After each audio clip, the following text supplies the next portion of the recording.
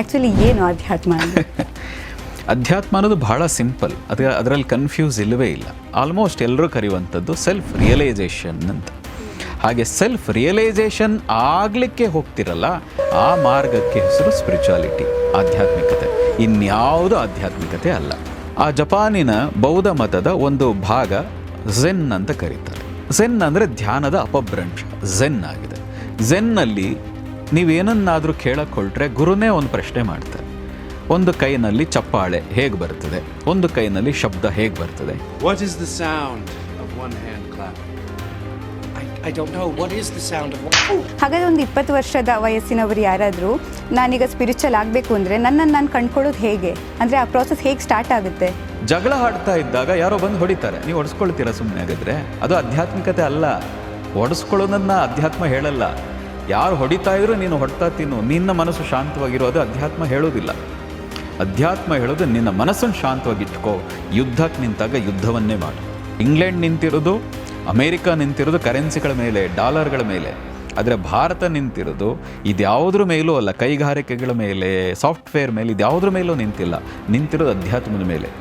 ಭಾರತ ಅಧ್ಯಾತ್ಮದ ಮೇಲೆ ನಿಂತಿದೆ ಅಂತ ಹೇಳಿ ನಮ್ಮ ದೇಶದಲ್ಲಿ ಸೈನಿಕರು ಇರಬಾರ್ದ, ಅವ್ರ ಕೈಲಿ ವೆಪನ್ಗಳಿರಬಾರ್ದ? ಹಾಗೆ ಇಲ್ಲದೆ ಹೋದರೆ ಇಲ್ಲಿ ಯಾರೂ ಬದುಕೋಕ್ಕೆ ಸಾಧ್ಯ ಇಲ್ಲ, ಇಲ್ಲಿ ಯಾರೂ ಧ್ಯಾನ ಮಾಡೋಕ್ಕೂ ಸಾಧ್ಯ ಇಲ್ಲ, ಒಳ್ಳೆ ದೇವಸ್ಥಾನ ಕಟ್ಟಕ್ಕೆ ಸಾಧ್ಯ ಇಲ್ಲ. ಹೊರಗಿನವರು ಇನ್ನೂ ದೊಡ್ಡ ಮಟ್ಟದಲ್ಲಿ ದಾಳಿ ಮಾಡ್ತಾರೆ. ಕೃಷ್ಣನ ತತ್ವ ಎಂಥದ್ರಿ? ಅವರು ಕೃಷ್ಣ ಯಾರು ಹೇಗೆ ಬಂದರೂ ಹಾಗೆ ಉತ್ತರ ಕೊಡ್ತಾ ಹೋದ್ರು. ತಂತ್ರಕ್ಕೆ ಪ್ರತಿತಂತ್ರ, ಆದರೆ ಮನಸ್ಸಿನಲ್ಲಿ ಯೋಗೇಶ್ವರ. ಮತ್ತು ನಾನು ಅನ್ನೋದು, ಆಮೇಲೆ ನನ್ನಿಂದ ಆಗ್ತಿದೆ ಅನ್ನೋದು, ನಾನು ಬೇಗ ಬೆಳಿಬೇಕು ಅನ್ನೋದು, ನಾನು ಬೇಗ ದುಡ್ಡು ಅರ್ನು ಮಾಡಬೇಕು, ಯಶಸ್ಸನ್ನು ಮಾಡಬೇಕು ಅನ್ನುವಂಥ ತುಡಿತ ಯಾಕೆ ಈಗಿನ ಜನರಿಗೆ? ಸ್ಮಾರ್ಟ್ ಫೋನ್ ಇದೆ ಇವತ್ತು, ಅಂದರೆ ಎಲ್ಲವೂ ನಿಮಗೆ ಫಾಸ್ಟಾಗಿ ಸಿಗ್ತಾ ಇದೆಯಲ್ಲ.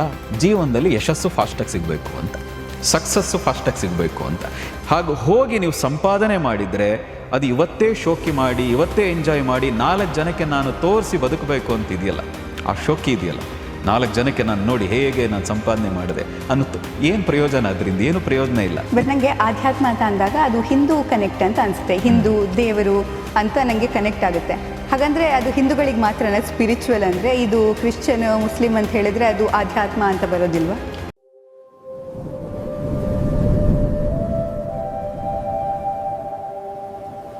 ಉಪಾಸನಾ ಫೌಂಡೇಶನ್ ಯೂಟ್ಯೂಬ್ ಚಾನೆಲ್ಗೆ ಸ್ವಾಗತ. ನಾನು ಸಮೀಕ್ಷಾ ಶಿರ್ಲಾಲು. ಇವತ್ತು ನಮ್ಮ ಜೊತೆಗೆ ಆಧ್ಯಾತ್ಮಿಕತೆಯ ಬಗ್ಗೆ ಮಾತಾಡೋದಕ್ಕೆ, ಸ್ಪಿರಿಚುವಲ್ ಶಕ್ತಿಯ ಬಗ್ಗೆ ಮಾತಾಡೋದಕ್ಕೆ ಉಪಾಸನಾ ಫೌಂಡೇಶನ್ನ ಸಂಸ್ಥಾಪಕರಾಗಿರುವಂತಹ ಸದ್ಗುರು ಶ್ರೀರಾಮ್ ಅವರಿದ್ದಾರೆ. ಅವರನ್ನು ಕಾರ್ಯಕ್ರಮಕ್ಕೆ ಸ್ವಾಗತಿಸೋಣ.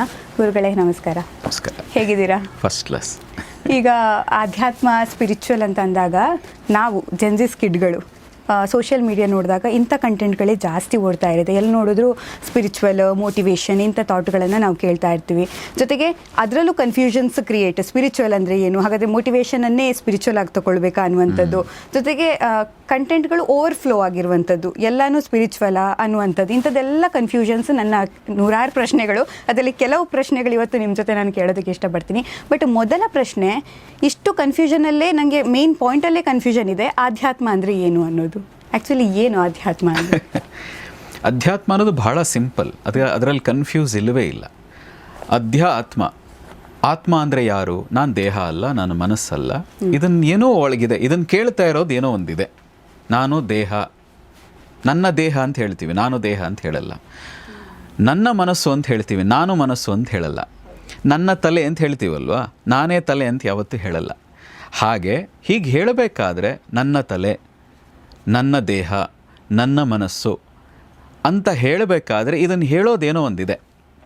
ಅದು ಏನು, ಅದು ಎಲ್ಲಿದೆ, ಅದು ಹೇಗಿದೆ, ಅದು ಎಲ್ಲಿಂದ ಬಂತು ಅಂತ ಹುಡುಕಾಟ ಇದೆಯಲ್ಲ, ಹಾಗೆ ಹುಡುಕಾಟಕ್ಕೆ ಹೋಗೋದನ್ನೇ ಆಧ್ಯಾತ್ಮಿಕತೆ ಅಂತ ಕರೆಯೋದು. ಹಾಗೆ ಹುಡುಕ್ತಾ ಹೋದಾಗ ನಾನು ಯಾರು, ನಿಜಕ್ಕೂ ನಾನು ಯಾರು ಅನ್ನುವ ಅರಿವಾಗ್ತಾ ಹೋಗ್ತದೆ. ಅದಕ್ಕೆ ನಿಮ್ಮದೇ ಭಾಷೆಯಲ್ಲಿ ಆಲ್ಮೋಸ್ಟ್ ಎಲ್ಲರೂ ಕರೆಯುವಂಥದ್ದು ಸೆಲ್ಫ್ ರಿಯಲೈಸೇಷನ್ ಅಂತ.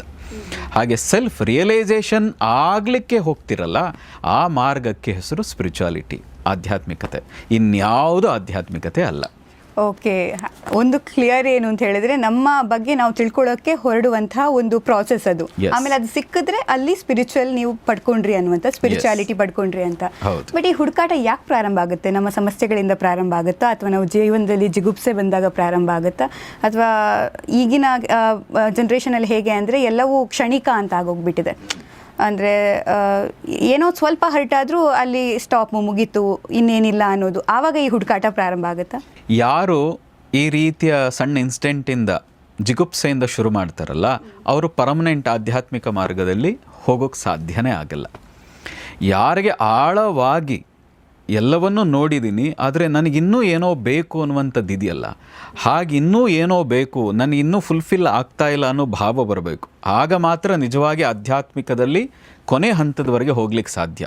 ಇಲ್ಲದೆ ಇದ್ದರೆ ಯಾವುದೋ ಒಂದು ಜಿಗುಪ್ಸೆ, ಇನ್ಯಾವುದೋ ಫೇಲ್ಯೂರ್, ಇನ್ನೇನೋ ಸಿಗಬೇಕಾಗಿತ್ತು ಸಿಗ್ತಾ ಇಲ್ಲ ಅಂತ ಆದಾಗ ಆ ಜಿಗುಪ್ಸೆಯಿಂದ ಶುರುವಾಗ್ತದಲ್ಲ, ಆಕಸ್ಮಿಕವಾಗಿ ಅದು ವಾಪಸ್ ಸಿಕ್ಕಿದ್ರೆ ಆಧ್ಯಾತ್ಮಿಕ ಮಾರ್ಗ ಏನಿದೆ ಅದರಿಂದ ಮತ್ತೆ ಡೈವರ್ಟ್ ಆಗ್ತದೆ. ಓಕೆ, ಎಲ್ಲ ಸಿಕ್ಕಿದ ಮೇಲೆ ನನಗೇನೋ ಕೊರತೆ ಅಂತ ಅನ್ನೋ ಭಾವ ಬರಬೇಕು. ಆಗ ನಿಜವಾದ ಆಧ್ಯಾತ್ಮಿಕ ಹುಡುಕಾಟ ಶುರುವಾಗೋದು.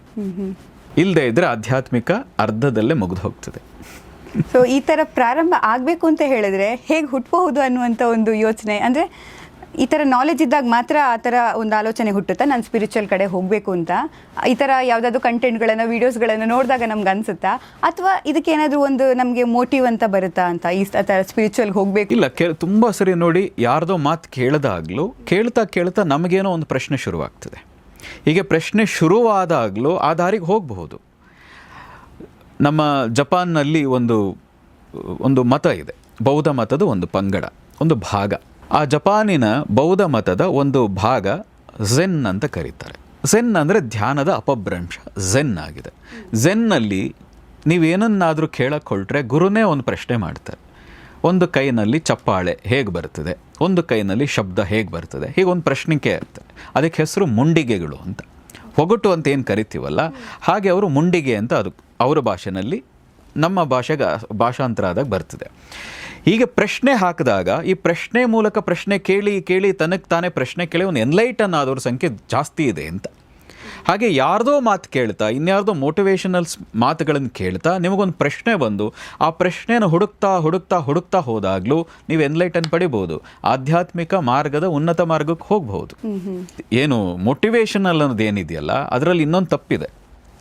ನಾನು ಇಷ್ಟು ಓದಿದ್ದೀನಿ, ನನಗೆ ಈ ಕೆಲಸ ಮಾಡಬಹುದು ಅಂತಿದ್ರೆ ಮೋಟಿವೇಶನಲ್ ಸ್ಪೀಕರ್ಗಳೇನು ಮಾಡ್ತಾರೆ ಅಂದರೆ, ನೀನು ಈ ಕೆಲಸ ಮಾಡಲಿಕ್ಕಿಲ್ಲ, ನಿನ್ನ ಸಾಮರ್ಥ್ಯ ಇದು, ನಿನ್ನ ಕೆಲಸ ಇದು ಅಂತ ಹೇಳಿ ದೊಡ್ಡದಾಗ ಅವ್ರಿಗೆ ಗುರಿಯನ್ನು ಕೊಟ್ಟು, ಪಾಪ ಸಣ್ಣ ಗುರಿಯನ್ನೇ ಇನ್ನೂ ಮುಟ್ಲಿಕ್ಕಾಗಿರಲ್ಲ, ಅವನು ದೊಡ್ಡ ಗುರಿ ಹಾಕಿ ಕಷ್ಟಪಟ್ಕೊಂಡು ಆ ಮೋಟಿವೇಶನಲ್ ಸ್ಪೀಕರ್ಗಳ ಮಾತು ಕೇಳಿ ಇನ್ನೇನೋ ಸಾಧನೆ ಮಾಡೋಕ್ಕೆ ಹೋಗಿ ವ್ಯತ್ಯಾಸ ಆದವ್ರ ಸಂಖ್ಯೆಯು ದೊಡ್ಡದಿದೆ. ಆದರೆ ಆಧ್ಯಾತ್ಮಿಕತೆ ಏನು ಹೇಳೋದು, ನಿನ್ನ ಒಳಗಿರೋ ಸಾಮರ್ಥ್ಯವನ್ನು ಹೆಚ್ಚು ಮಾಡ್ಕೊ. ನಿನ್ನ ಒಳಗಿರೋ ಸಾಮರ್ಥ್ಯ ಎಷ್ಟಿದೆ, ಅಗಾಧವಾದದ್ದಿದೆ, ಅದನ್ನು ಫಸ್ಟ್ ಕಂಡ್ಕೊ. ಅದನ್ನು ಕಂಡುಕೊಂಡಾಗ ನೀನು ಯಾಕೆ ಬಂದಿದ್ದೀಯ, ಯಾಕೆ ಹುಟ್ಟಿದ್ದೀಯ, ನೀನು ಮಾಡಬೇಕಾದದ್ದೇನು, ಈ ಸ್ಪಷ್ಟತೆ ನಿನ್ನ ಒಳಗೆ ಹುಡುಕಬೇಕು, ಇನ್ಯಾರ್ದೋ ಮಾತಿನಿಂದಲ್ಲ ಅಂತ ಹೇಳೋದು ಆಧ್ಯಾತ್ಮಿಕತೆ. ನೀವು ವ್ಯಕ್ತಿತ್ವ ವಿಕಾಸನಗಳೇನಿದೆ ಅದು ಹೊರಗಿನಿಂದ ಹುಡುಕ್ತಾ ಇದ್ದೀರಿ. ಅಧ್ಯಾತ್ಮ ಹೇಳೋದು ನಿಮ್ಮ ಒಳಗಿದೆ, ನೀನು ಫಸ್ಟ್ ಅದನ್ನು ಅರ್ಥ ಮಾಡ್ಕೊ, ನೀನು ಅದನ್ನು ಕಂಡ್ಕೊ. ಅದನ್ನು ಕಂಡುಕೊಂಡ್ರೆ ನಿನ್ನ ಜೀವನದಲ್ಲಿ ನೀನು ಏನು ಮಾಡಬೇಕಾಗಿದೆ, ಏನು ಆಗಬೇಕಾಗಿದೆ, ಏನು ಮಾಡಿದ್ರೆ ನಿನಗೆ ಸಂತೋಷ ಅನ್ನೋದು ಸಿಗ್ತದೆ, ಹ್ಯಾಪಿನೆಸ್ ಅನ್ನೋದು ಸಿಗ್ತದೆ ಅನ್ನೋದನ್ನು ನಿನ್ನ ಒಳಗಿಂದನೇ ಕಂಡ್ಕೊ ಅಂತ ಹೇಳೋದು ಅಧ್ಯಾತ್ಮ. ಅಂದರೆ ಈಗ ನಂಗೆ ಈ ಒಂದು ಡಿಫರೆನ್ಷಿಯೇಟ್ ಗೊತ್ತಾಯಿತು, ಮೋಟಿವೇಶನ್ ಅಂದರೆ ಏನು, ಸ್ಪಿರಿಚುವಲ್ ಅಂದರೆ ಏನು ಅಂತ. ಹಾಗಾದರೆ ಒಂದು 20 ವರ್ಷದ ವಯಸ್ಸಿನವರು ಯಾರಾದರೂ ನಾನೀಗ ಸ್ಪಿರಿಚುವಲ್ ಆಗಬೇಕು ಅಂದರೆ ನನ್ನನ್ನು ನಾನು ಕಂಡ್ಕೊಳ್ಳೋದು ಹೇಗೆ, ಅಂದರೆ ಆ ಪ್ರಾಸೆಸ್ ಹೇಗೆ ಸ್ಟಾರ್ಟ್ ಆಗುತ್ತೆ? ಮೊದಲು ಬಹಳ ಸುಲಭ. ಅಟ್ಲೀಸ್ಟ್ ನಮ್ಮ ಸನಾತನ ಪರಂಪರೆಯಿಂದ ಬಂದಿರುವ ಯಾವುದೋ ಒಂದು ಪುಸ್ತಕ ಓದೋಕ್ಕೆ ಶುರು ಮಾಡಿ, ವಿಶೇಷವಾಗಿ ಭಗವದ್ಗೀತೆ. ಪ್ರತಿನಿತ್ಯ ಸಣ್ಣದಾಗಿ ಶುರು ಮಾಡಿ, ಒಂದೊಂದೇ ಚಾಪ್ಟರ್ ಓದೋಕ್ಕೆ ಶುರು ಮಾಡಿ. ನಿಮಗೆ ನಿಮ್ಮ ಬಗ್ಗೆ ಒಂದು ಕುತೂಹಲ ಶುರುವಾಗ್ತದೆ. ನಾನು ಏನು ಮಾಡಬೇಕಾಗಿತ್ತು, ಯಾಕೆ ಮಾಡಬೇಕಾಗಿತ್ತು, ನಾನು ಏನು ಮಾಡಿದರೆ ಚೆನ್ನಾಗಿತ್ತು, ಏನು ಮಾಡದೇ ಇದ್ದರೆ ಏನು ಕೊರತೆ ಆಗ್ತದೆ, ಆಗ ನಾನು ಅದನ್ನು ಎದುರಿಸೋದು ಹೇಗೆ, ಸಮಸ್ಯೆಗಳನ್ನು ಎದುರಿಸೋದು ಹೇಗೆ, ಎಲ್ಲದಕ್ಕೂ ಉತ್ತರ ನಿಮಗೆ ಗೊತ್ತಾಗಬೇಕಾಗಿದ್ದರೆ ಭಾಳ ಸುಲಭ. ಏನು ಅಂದರೆ ಫಸ್ಟ್ ಶುರು ವಿತ್ ಭಗವದ್ಗೀತೆ. ಇನ್ನೆಲ್ಲೋ ಇನ್ನೇನೋ ಮಾಡಕ್ಕೆ ಹೋಗ್ಬಿಡಿ, ಹಿಮಾಲಯಕ್ಕೆ ಹೋಗ್ಬಿಡ್ಬೇಕು. ಅಧ್ಯಾತ್ಮ ಅಂದರೆ ಹಿಮಾಲಯಕ್ಕೆ ಹೋದರೆ ಮಾತ್ರ ನಾನು ದೊಡ್ಡದು ಸಾಧಿಸಬಹುದು ಇಲ್ಲ, ಅಥವಾ ಇನ್ಯಾವುದೋ ಸೆಂಟ್ರಿಗೆ ಹೋಗಿ ಕುತ್ಕೊಂಡ್ರೆ ಮಾತ್ರ ನಾನು ಏನನ್ನಾದರೂ ದೊಡ್ಡದಾಗಿ ಪಡಿಬಹುದು, ಅದು ಬೇಕಾಗಿಲ್ಲ. ಈಗ ಸದ್ಯಕ್ಕೆ ನಿಮ್ಮ ಮನೆಯಲ್ಲೇ ಕುತ್ಕೊಂಡು ಒಂದು ಸಣ್ಣದಾಗಿ ಭಗವದ್ಗೀತೆ ಒಂದೊಂದೇ ಚಾಪ್ಟರ್ ಓದೋಕ್ಕೆ ಶುರು ಮಾಡಿ. ನಿಮಗೊಂದು ವಿಶೇಷ ಸಾಮರ್ಥ್ಯ ನಿಮ್ಮ ಒಳಗೆ ಬರೋಕ್ಕೆ ಶುರುವಾಗ್ತದೆ, ಒಂದು ನಾಲೆಡ್ಜ್ ಬೆಳೆಯೋಕ್ಕೆ ಶುರುವಾಗ್ತದೆ. ಆಗ ಹೊರಗಡೆಗೆ ಹೋಗಿ ಇವ್ರೇನು ಹೇಳ್ತಾ ಇದ್ದಾರೆ, ನನಗೇನು ಬೇಕಾಗಿತ್ತು, ಅದು ಇವ್ರ ಬಳಿ ಇದೆಯಾ ಅನ್ನುವಂಥ ಕ್ಲಾರಿಟಿ ಬರೋಕ್ಕೆ ಶುರುವಾಗ್ತದೆ. ಎಸ್, ನೀವು ಹೇಳಿದ್ರಿ ಈಗ ಹಿಮಾಲಯಕ್ಕೆ ಹೋಗಿ ಧ್ಯಾನ ಮಾಡೋದಲ್ಲ ಸ್ಪಿರಿಚುವಲ್ ಕನೆಕ್ಷನ್ ಆಗೋದು ಅಂತ ಹೇಳಿದ್ರೆ, ಬಟ್ ನನಗನ್ಸುತ್ತೆ ಸ್ಪಿರಿಚುವಲ್ ಅಂದರೆ ಶಾಂತವಾಗಿರೋದ, ರಿಯಾಕ್ಟ್ ಮಾಡದೆ, ಜಗಳ ಮಾಡದೆ, ಕಿರಿಕಿರಿ ಮಾಡ್ಕೊಳ್ಳದೆ, ಎಲ್ಲ ಸೈಲೆಂಟ್. ಏನಾದರೂ ದೊಡ್ಡ ಜಗಳ ನಡೆದ್ರು ನಾನು ಸುಮ್ಮನೆ ಇಲ್ಲಿ ನಾನು ಸ್ಪಿರಿಚುವಲ್, ನಾನು ಹಿಂಗೆ ಆರಾಮಾಗಿ ಕೂತಿರ್ತೀನಿ ಅನ್ನೋದಾ? ಇವಾಗ ಯಾರ್ದೋ ಜಗಳ ಅಂತ ಅನಿಸ್ತಾ ಇದೆ, ನೀವು ಹೊರಗಡೆಗೆ ಮಾತ್ರ ಶಾಂತವಾಗಿದ್ದರೆ ಆಗೋ ಪ್ರಯೋಜನ ಆಗಲ್ಲ. ಒಳಗಡೆಯೂ ಪರಿಪೂರ್ಣ ಶಾಂತತೆ ಬರಬೇಕು. ಒಳಗಡೆ ಪರಿಪೂರ್ಣ ಶಾಂತಿ ಬಂದು ಹೊರಗೆ ಹೋಗಿ ಜಗಳನೇ ಮಾಡಿ. ಅಂದ್ರೆ ನಾವು ರಿಯಾಕ್ಟ್ ಆಗ್ಬಾರ್ದು, ನಮ್ಮ ಮನಸ್ಸು ರಿಯಾಕ್ಟ್ ಆಗಬಾರ್ದು, ನೀವು ರಿಯಾಕ್ಟ್ ಮಾಡಿ. ಜಗಳ ಆಡ್ತಾ ಇದ್ದಾಗ ಯಾರೋ ಬಂದು ಹೊಡಿತಾರೆ, ನೀವು ಹೊಡೆಸ್ಕೊಳ್ತೀರಾ ಸುಮ್ಮನೆ? ಆಗಿದ್ರೆ ಅದು ಆಧ್ಯಾತ್ಮಿಕತೆ ಅಲ್ಲ. ಹೊಡೆಸ್ಕೊಳ್ಳೋದನ್ನ ಅಧ್ಯಾತ್ಮ ಹೇಳಲ್ಲ. ಯಾರು ಹೊಡಿತಾ ಇದ್ರು ನೀನು ಹೊಡ್ತಾ ತಿನ್ನು, ನಿನ್ನ ಮನಸ್ಸು ಶಾಂತವಾಗಿರೋದು ಅಧ್ಯಾತ್ಮ ಹೇಳೋದಿಲ್ಲ. ಅಧ್ಯಾತ್ಮ ಹೇಳೋದು ನಿನ್ನ ಮನಸ್ಸನ್ನು ಶಾಂತವಾಗಿ ಇಟ್ಕೋ. ಯುದ್ಧಕ್ಕೆ ನಿಂತಾಗ ಯುದ್ಧವನ್ನೇ ಮಾಡು, ಜಗಳಕ್ಕೆ ನಿಂತಾಗ ಜಗಳವನ್ನೇ ಮಾಡು, ಆದರೆ ನಿನ್ನ ಮನಸ್ಸನ್ನು ಶಾಂತವಾಗಿ ಇಟ್ಕೋ. ಅಂದ್ರೆ ಆ ಸಿಚುವೇಶನ್ ಆ ವ್ಯಕ್ತಿಯನ್ನ ದ್ವೇಷ ಮಾಡ್ತಾ ಹೋಗ್ಬೇಡ ಜೀವನ ಪರ್ಯಂತ. ಆ ಕ್ಷಣಕ್ಕೇನೋ ಆಗಿದೆ, ರಿಯಾಕ್ಟ್ ಮಾಡಲೇಬೇಕಾಗ್ತದೆ. ರಿಯಾಕ್ಟ್ ಮಾಡದೇ ಇದ್ರೆ ಇನ್ನೂ ದೊಡ್ಡ ತಪ್ಪಾಗಬಹುದು. ಯುದ್ಧ ಮಾಡದೇ ಇದ್ರೆ ದೊಡ್ಡ ತಪ್ಪಾಗಬಹುದು. ನೋಡಿ, ಭಾರತ ಆಧ್ಯಾತ್ಮಿಕ ಭೂಮಿ. ಇಡೀ ಭಾರತವೇ ಇವತ್ತು ನಿಂತಿರೋದು ಅಧ್ಯಾತ್ಮದಲ್ಲಿ. ಇಂಗ್ಲೆಂಡ್ ನಿಂತಿರೋದು, ಅಮೇರಿಕಾ ನಿಂತಿರೋದು ಕರೆನ್ಸಿಗಳ ಮೇಲೆ, ಡಾಲರ್ಗಳ ಮೇಲೆ. ಆದರೆ ಭಾರತ ನಿಂತಿರೋದು ಇದ್ಯಾವುದ್ರ ಮೇಲೂ ಅಲ್ಲ, ಕೈಗಾರಿಕೆಗಳ ಮೇಲೆ, ಸಾಫ್ಟ್ವೇರ್ ಮೇಲೆ, ಇದ್ಯಾವುದ್ರ ಮೇಲೂ ನಿಂತಿರೋದು ಅಧ್ಯಾತ್ಮದ ಮೇಲೆ. ಭಾರತ ಅಧ್ಯಾತ್ಮದ ಮೇಲೆ ನಿಂತಿದೆ ಅಂತ ಹೇಳಿ ನಮ್ಮ ದೇಶದಲ್ಲಿ ಸೈನಿಕರು ಇರಬಾರ್ದ, ಅವ್ರ ಕೈಲಿ ವೆಪನ್ಗಳಿರಬಾರ್ದ? ಹಾಗೆ ಇಲ್ಲದೆ ಹೋದರೆ ಇಲ್ಲಿ ಯಾರೂ ಬದುಕೋಕ್ಕೆ ಸಾಧ್ಯ ಇಲ್ಲ, ಇಲ್ಲಿ ಯಾರೂ ಧ್ಯಾನ ಮಾಡೋಕ್ಕೂ ಸಾಧ್ಯ ಇಲ್ಲ, ಒಳ್ಳೆ ದೇವಸ್ಥಾನ ಕಟ್ಟೋಕ್ಕೆ ಸಾಧ್ಯ ಇಲ್ಲ. ಹೊರಗಿನವರು ಇನ್ನೂ ದೊಡ್ಡ ಮಟ್ಟದಲ್ಲಿ ದಾಳಿ ಮಾಡ್ತಾರೆ. ಆಗ ಅಧ್ಯಾತ್ಮ ಅಂದರೆ ಏನು ಅಂದರೆ ಒಳಗೆ ಶಾಂತಿ ಇಟ್ಕೊಂಡು, ಅವ್ರ ಮೇಲೆ ದ್ವೇಷ ಬೇಕಾಗಿಲ್ಲ. ನೀವು ಬರ್ತೀರಾ, ನೀವು ಹೇಗೆ ಬರ್ತೀರ ನಾನು ಹಾಗೆ ರಿಯಾಕ್ಟ್ ಮಾಡ್ತೀನಿ. ನಾವು ಕನ್ನಡಿ ಥರ ಇರಬೇಕು. ನಿಮಗೆ ಸುಲಭವಾಗಿ ಹೇಳೋದಿದ್ದರೆ ಕನ್ನಡಿ ಥರ ಇರಬೇಕು. ಕನ್ನಡಿ ನೀವು ಅಲ್ಲಿಂದ ಹೋದ ನಂತರ ಅಲ್ಲೇ ಇರಲ್ಲ, ಅದು ನಿಮ್ಮ ಚಿತ್ರ ಅಲ್ಲಿರಲ್ಲ ಅಲ್ವಾ, ಅದು ಬಿಟ್ಬಿಡ್ತದೆ. ಆದರೆ ನೀವು ಮುಂದೆ ಯಾವ ರೀತಿ ಆ್ಯಕ್ಟ್ ಮಾಡ್ತೀರಿ ಅಲ್ಲಿಂದ ಅದೇ ಥರದ ರಿಯಾಕ್ಟ್ ಬಂದ ಹಾಗಿರ್ತದೆ. ಆದರೆ ನಿಮ್ಮದೇ ಅದು ಹಾಗೆ ರಿಯಾಕ್ಟ್ ಬರ್ತಾ ಇರ್ತದೆ. ನೀವು ಅಲ್ಲಿಂದ ಹೋದ ಮೇಲೆ ಅದು ಖಾಲಿ. ಹಾಗೆ ನಿಮ್ಮ ಮುಂದೆ ಏನಿದ್ದಾರೆ ಅವ್ರು ಹೇಗೆ ಆ್ಯಕ್ಷನ್ ಮಾಡ್ತಾರೆ ಅದಕ್ಕೆ ನೀವು ಆ ಥರ ರಿಯಾಕ್ಷನ್ ಸಮ್ ಟೈಮ್ ಮಾಡಬೇಕು. ಆದರೆ ಅವ್ರು ಹೋದ ಮೇಲೆ ಅವ್ರನ್ನ ನಿಮ್ಮ ಮನಸ್ಸಿನಿಂದ ತೆಗೆದು ಹಾಕಿರಬೇಕು. ಇಟ್ಕೊಂಡು ಹೀಗೆ ಮಾಡಿದ್ರು, ಹೀಗೆ ನಡ್ಕೊಂಡ್ರು, ನಾನು ಏನು ಮಾಡಲಿ ಅಂತ ರಾತ್ರಿಯೆಲ್ಲ ನಿದ್ದೆ ಮಾಡದೆ ಮಾಡ್ತಾ ಇದ್ದರೆ ಅದು ನಿಜವಾದ ಆಧ್ಯಾತ್ಮಿಕವಂತನ ಲಕ್ಷಣ ಖಂಡಿತ ಅಲ್ಲ. ಕೃಷ್ಣನ ತತ್ವ ಎಂಥದ್ರಿ? ಅವ್ರು ಕೃಷ್ಣ ಯಾರು ಹೇಗೆ ಬಂದರೂ ಹಾಗೆ ಉತ್ತರ ಕೊಡ್ತಾ ಹೋದರು. ತಂತ್ರಕ್ಕೆ ಪ್ರತಿತಂತ್ರ, ಆದರೆ ಮನಸ್ಸಿನಲ್ಲಿ ಯೋಗೇಶ್ವರ. ಅಟ್ಲೀಸ್ಟ್ ಆ ಕೃಷ್ಣನ ಒಂದು ಅಂಶನಾದರೂ ನಮ್ಮ ಜೀವನದಲ್ಲಿ ಅಳವಡಿಸ್ಕೊಳ್ಳಿ ಅಂತ. ಅಂದರೆ ನಾವು ಓವರ್ ಥಿಂಕ್ ಮಾಡ್ತೀವಿ. ಈಗಿನ ಯುವ ಜನತೆ ಜಾಸ್ತಿ ಓವರ್ ಥಿಂಕ್ ಮಾಡ್ತಾರೆ. ಯಾವುದನ್ನು ನೆಗೆಟಿವನ್ನು ಓವರ್ ಥಿಂಕ್ ಮಾಡ್ತಾರೆ. ಸೊ ಅದೇ ಪಾಸಿಟಿವ್ ಕೂಡ ಓವರ್ ಥಿಂಕ್ ಮಾಡಬಹುದು. ಅದು ಯಾಕೆ ಸಾಧ್ಯ ಆಗ್ತಿಲ್ಲ ಅಂತ? ಯಾಕಂದರೆ ಅದು ಸ್ಪಿರಿಚುವಲಿ ಕನೆಕ್ಟ್ ಆಗೋದು ತುಂಬ ಕಷ್ಟ ಇದೆಯಾ? ಯಾರು ನೆಗೆಟಿವ್ ಆಗಿ ಯಾವಾಗಲೂ ಓವರ್ ಥಿಂಕ್ ಅಂತ ಹೇಳಿದ್ರು ಅದು ಮಾಡ್ತಾ ಇದ್ರೆ ಸ್ಪಿರಿಚುವಲಿ 100% ಅವರು ಕನೆಕ್ಟ್ ಆಗಲ್ಲ. ಅದರ ರುಚಿನೇ ಅವ್ರಿಗೆ ನೋಡೋಕ್ಕೆ ಸಾಧ್ಯವೇ ಇಲ್ಲ. ಪಾಸಿಟಿವ್ ಆಗಿ ಯಾರು ಥಿಂಕ್ ಮಾಡ್ತಾರೆ, ಯಾವಾಗಲೂ ಅದ್ರ ಬಗ್ಗೆ ಆಲೋಚನೆ ಮಾಡ್ತಾರೆ, ಅವರು ಮಾತ್ರ ಆಟೋಮೆಟಿಕಲಿ ಆಧ್ಯಾತ್ಮಿಕ ಕನೆಕ್ಟ್ ಆಗ್ತಾರೆ. ಈಗ ನೋಡಿ, ನೀವೇ ಹೇಳಿದಾಗೆ ಒಳ್ಳೆಯದೇ ಇದೆ, ಆದರೆ ಒಳ್ಳೆಯದನ್ನು ಥಿಂಕ್ ಮಾಡಲ್ಲ, ಯೋಚನೆ ಮಾಡಲ್ಲ. ಕೇವಲ ಕೆಟ್ಟದ್ದನ್ನೇ ಯೋಚನೆ ಮಾಡ್ತಾರೆ. ಯಾಕೆ ಅಂದರೆ ಅವರು ನಿರೀಕ್ಷೆ ಮಾಡಿರ್ತಾರೆ ಯಾರೋ ಹೊಗಳಲಿ ಅಂತ, ಅವರು ತೆಗಳುತ್ತಾರೆ. ಇವರಿಗೆ ಅದನ್ನು ಸಹಿಸೋಕ್ಕಾಗಲ್ಲ. ನಮ್ಮಲ್ಲಿ ಇರೋ ಅಹಂಕಾರ ಏನಿದೆಯಲ್ಲ, ಈಗೋ ಏನಿದೆಯಲ್ಲ, ಈ ಈಗೋ ಕಾರಣದಿಂದಾಗ ಅದಕ್ಕೆ ಹರ್ಟ್ ಆದಾಗ ಯಾವಾಗಲೂ ನೆಗೆಟಿವ್ ಯೋಚನೆ ಮಾಡ್ತಾ ಹೋಗ್ತೀವಿ. ಫಸ್ಟ್ ಅದನ್ನು ಬಿಡಬೇಕು. ಆ ಐ ಅನ್ನೋದೇನಿದೆಯಲ್ಲ ಅದನ್ನು ಪಕ್ಕಕ್ಕೆ ಸರಿಸಿದ್ರೆ ಇನ್ನೂ ದೊಡ್ಡದಾಗಿ ಏನೋ ದೊಡ್ಡ ವಿಷಯ ಇದೆ. ನೀವು ಅದನ್ನು ಆಲೋಚನೆ ಮಾಡಿದ್ರೆ ನಿಮ್ಮ ಜೀವನದಲ್ಲೂ ದೊಡ್ಡದನ್ನು ಸಾಧಿಸಬಹುದು. ಯಾರು ಅಹಂಕಾರದಂದಿರ್ತಾರೆ ಅವರು ಮಾತ್ರವೇ ಹೆಚ್ಚು ನೆಗೆಟಿವ್ ಆಗಿ ಯೋಚನೆ ಮಾಡ್ತಾರೆ. ಇವ್ರು ಹೀಗಂದರು, ಅವ್ರು ಹಾಗಂದರು, ನನಗೆ ಹೀಗೆ ಮಾಡಿಬಿಟ್ರಲ್ಲ, ನನ್ನಂಥವನಿಗೆ ಹೀಗೆ ಮಾಡಿಬಿಟ್ರಲ್ಲ ಅನ್ನುವ ನನ್ನಂಥವನ್ನ ಈಗ ಬಿಟ್ಟು ಹೋಗ್ಬಿಟ್ಲಲ್ಲ. ಹೀಗೆ ತನ್ನಂತಾನು ಈಗೋ ಏನಿದೆಯಲ್ಲ ಹಾಗೆ ಇಟ್ಕೊಂಡಿರೋ ಕಾರಣದಿಂದಾಗಿ ಯಾವಾಗಲೂ ನಕಾರಾತ್ಮಕವಾಗಿ ಯೋಚನೆ ಮಾಡ್ತಾ ಇರ್ತಾರೆ. ಪಾಸಿಟಿವ್ ಆಗಿದ್ದವರು ಯಾವುದೇ ಕಾರಣಕ್ಕೂ ಆ ನೆಗೆಟಿವ್ ಇಟ್ಕೊಂಡು ದೀರ್ಘಕಾಲ ಯೋಚನೆ ಮಾಡೋಕ್ಕೆ ಸಾಧ್ಯವೇ ಇಲ್ಲ, ಮಾಡೋದೇ ಇಲ್ಲ. ಹಾಗಾದರೆ ಇಂಥ ಮನಸ್ಥಿತಿಗಳೇ ಜಾಸ್ತಿ ಇರೋದು. ಅಂದರೆ ನೀವು ಈ ಪರ್ಸೆಂಟೇಜ್ ನೋಡಿದ್ರೆ ಜಾಸ್ತಿ ಇರೋದೇ ಹೀಗೆ ಯೋಚನೆ ಮಾಡೋರು, ಯಾಕಂದರೆ ಅದು ಇನ್ಬಿಲ್ಟ್ ಥರ. ಬಟ್ ನಾನು ಹೇಳೋದು ಇಂಥ ಮನಸ್ಥಿತಿಗಳು ಹೇಗೆ ಬದಲಾವಣೆ ಒಂದು ಸ್ವಲ್ಪ ಸುಲಭ ರೀತಿಯಲ್ಲಿ ಬದಲಾವಣೆ ಆಗೋದಾದರೆ, ಯಾಕಂದರೆ ಈ ಭಗವದ್ಗೀತೆ ಓದಿ ಅಂತ ಹೇಳಿದ್ರು, ಕೆಲವರಿಗೆ ಆ ಒಂದು ಓದೋದು ಇಷ್ಟ ಇಲ್ಲ ಅಂತ ಅಂದ್ಕೊಳ್ಳೋಣ, ನನಗೆ ಸ್ಪಿರಿಚುವಲಿ ನನಗೆ ಧ್ಯಾನ ಮಾಡಿನೇ ಆ ಥರ ಮಾಡೋಕ್ಕಾಗಲ್ಲ ಅಂತ ಅಂದ್ಕೊಳ್ಳೋಣ. ಇದೆಲ್ಲ ಬಿಟ್ಟು ನಾನು ಒಂದು ಪರ್ಸನ್ ಇದೆಲ್ಲನೂ ಬಿಟ್ಟು ನಾನು ಹೇಗೆ ಸ್ವಲ್ಪ ಪಾಸಿಟಿವ್ ಆಗಿ ಥಿಂಕ್ ಮಾಡಬಹುದು? ಯಾರು ಪಾಸಿಟಿವ್ ಆಗಿ ಥಿಂಕ್ ಮಾಡ್ತಾರಲ್ಲ, ನಮಗೆ ಆಗ್ತಾ ಇಲ್ಲ ಅಂದರೆ ಆ ಪಾಸಿಟಿವ್ ಥಿಂಕ್ ಮಾಡೋರು ಇರ್ತಾರಲ್ಲ, ಅಟ್ಲೀಸ್ಟ್ ಅವ್ರ ಜೊತೆನಾದರೂ ಸಹವಾಸ ಜಾಸ್ತಿ ಮಾಡಬೇಕು.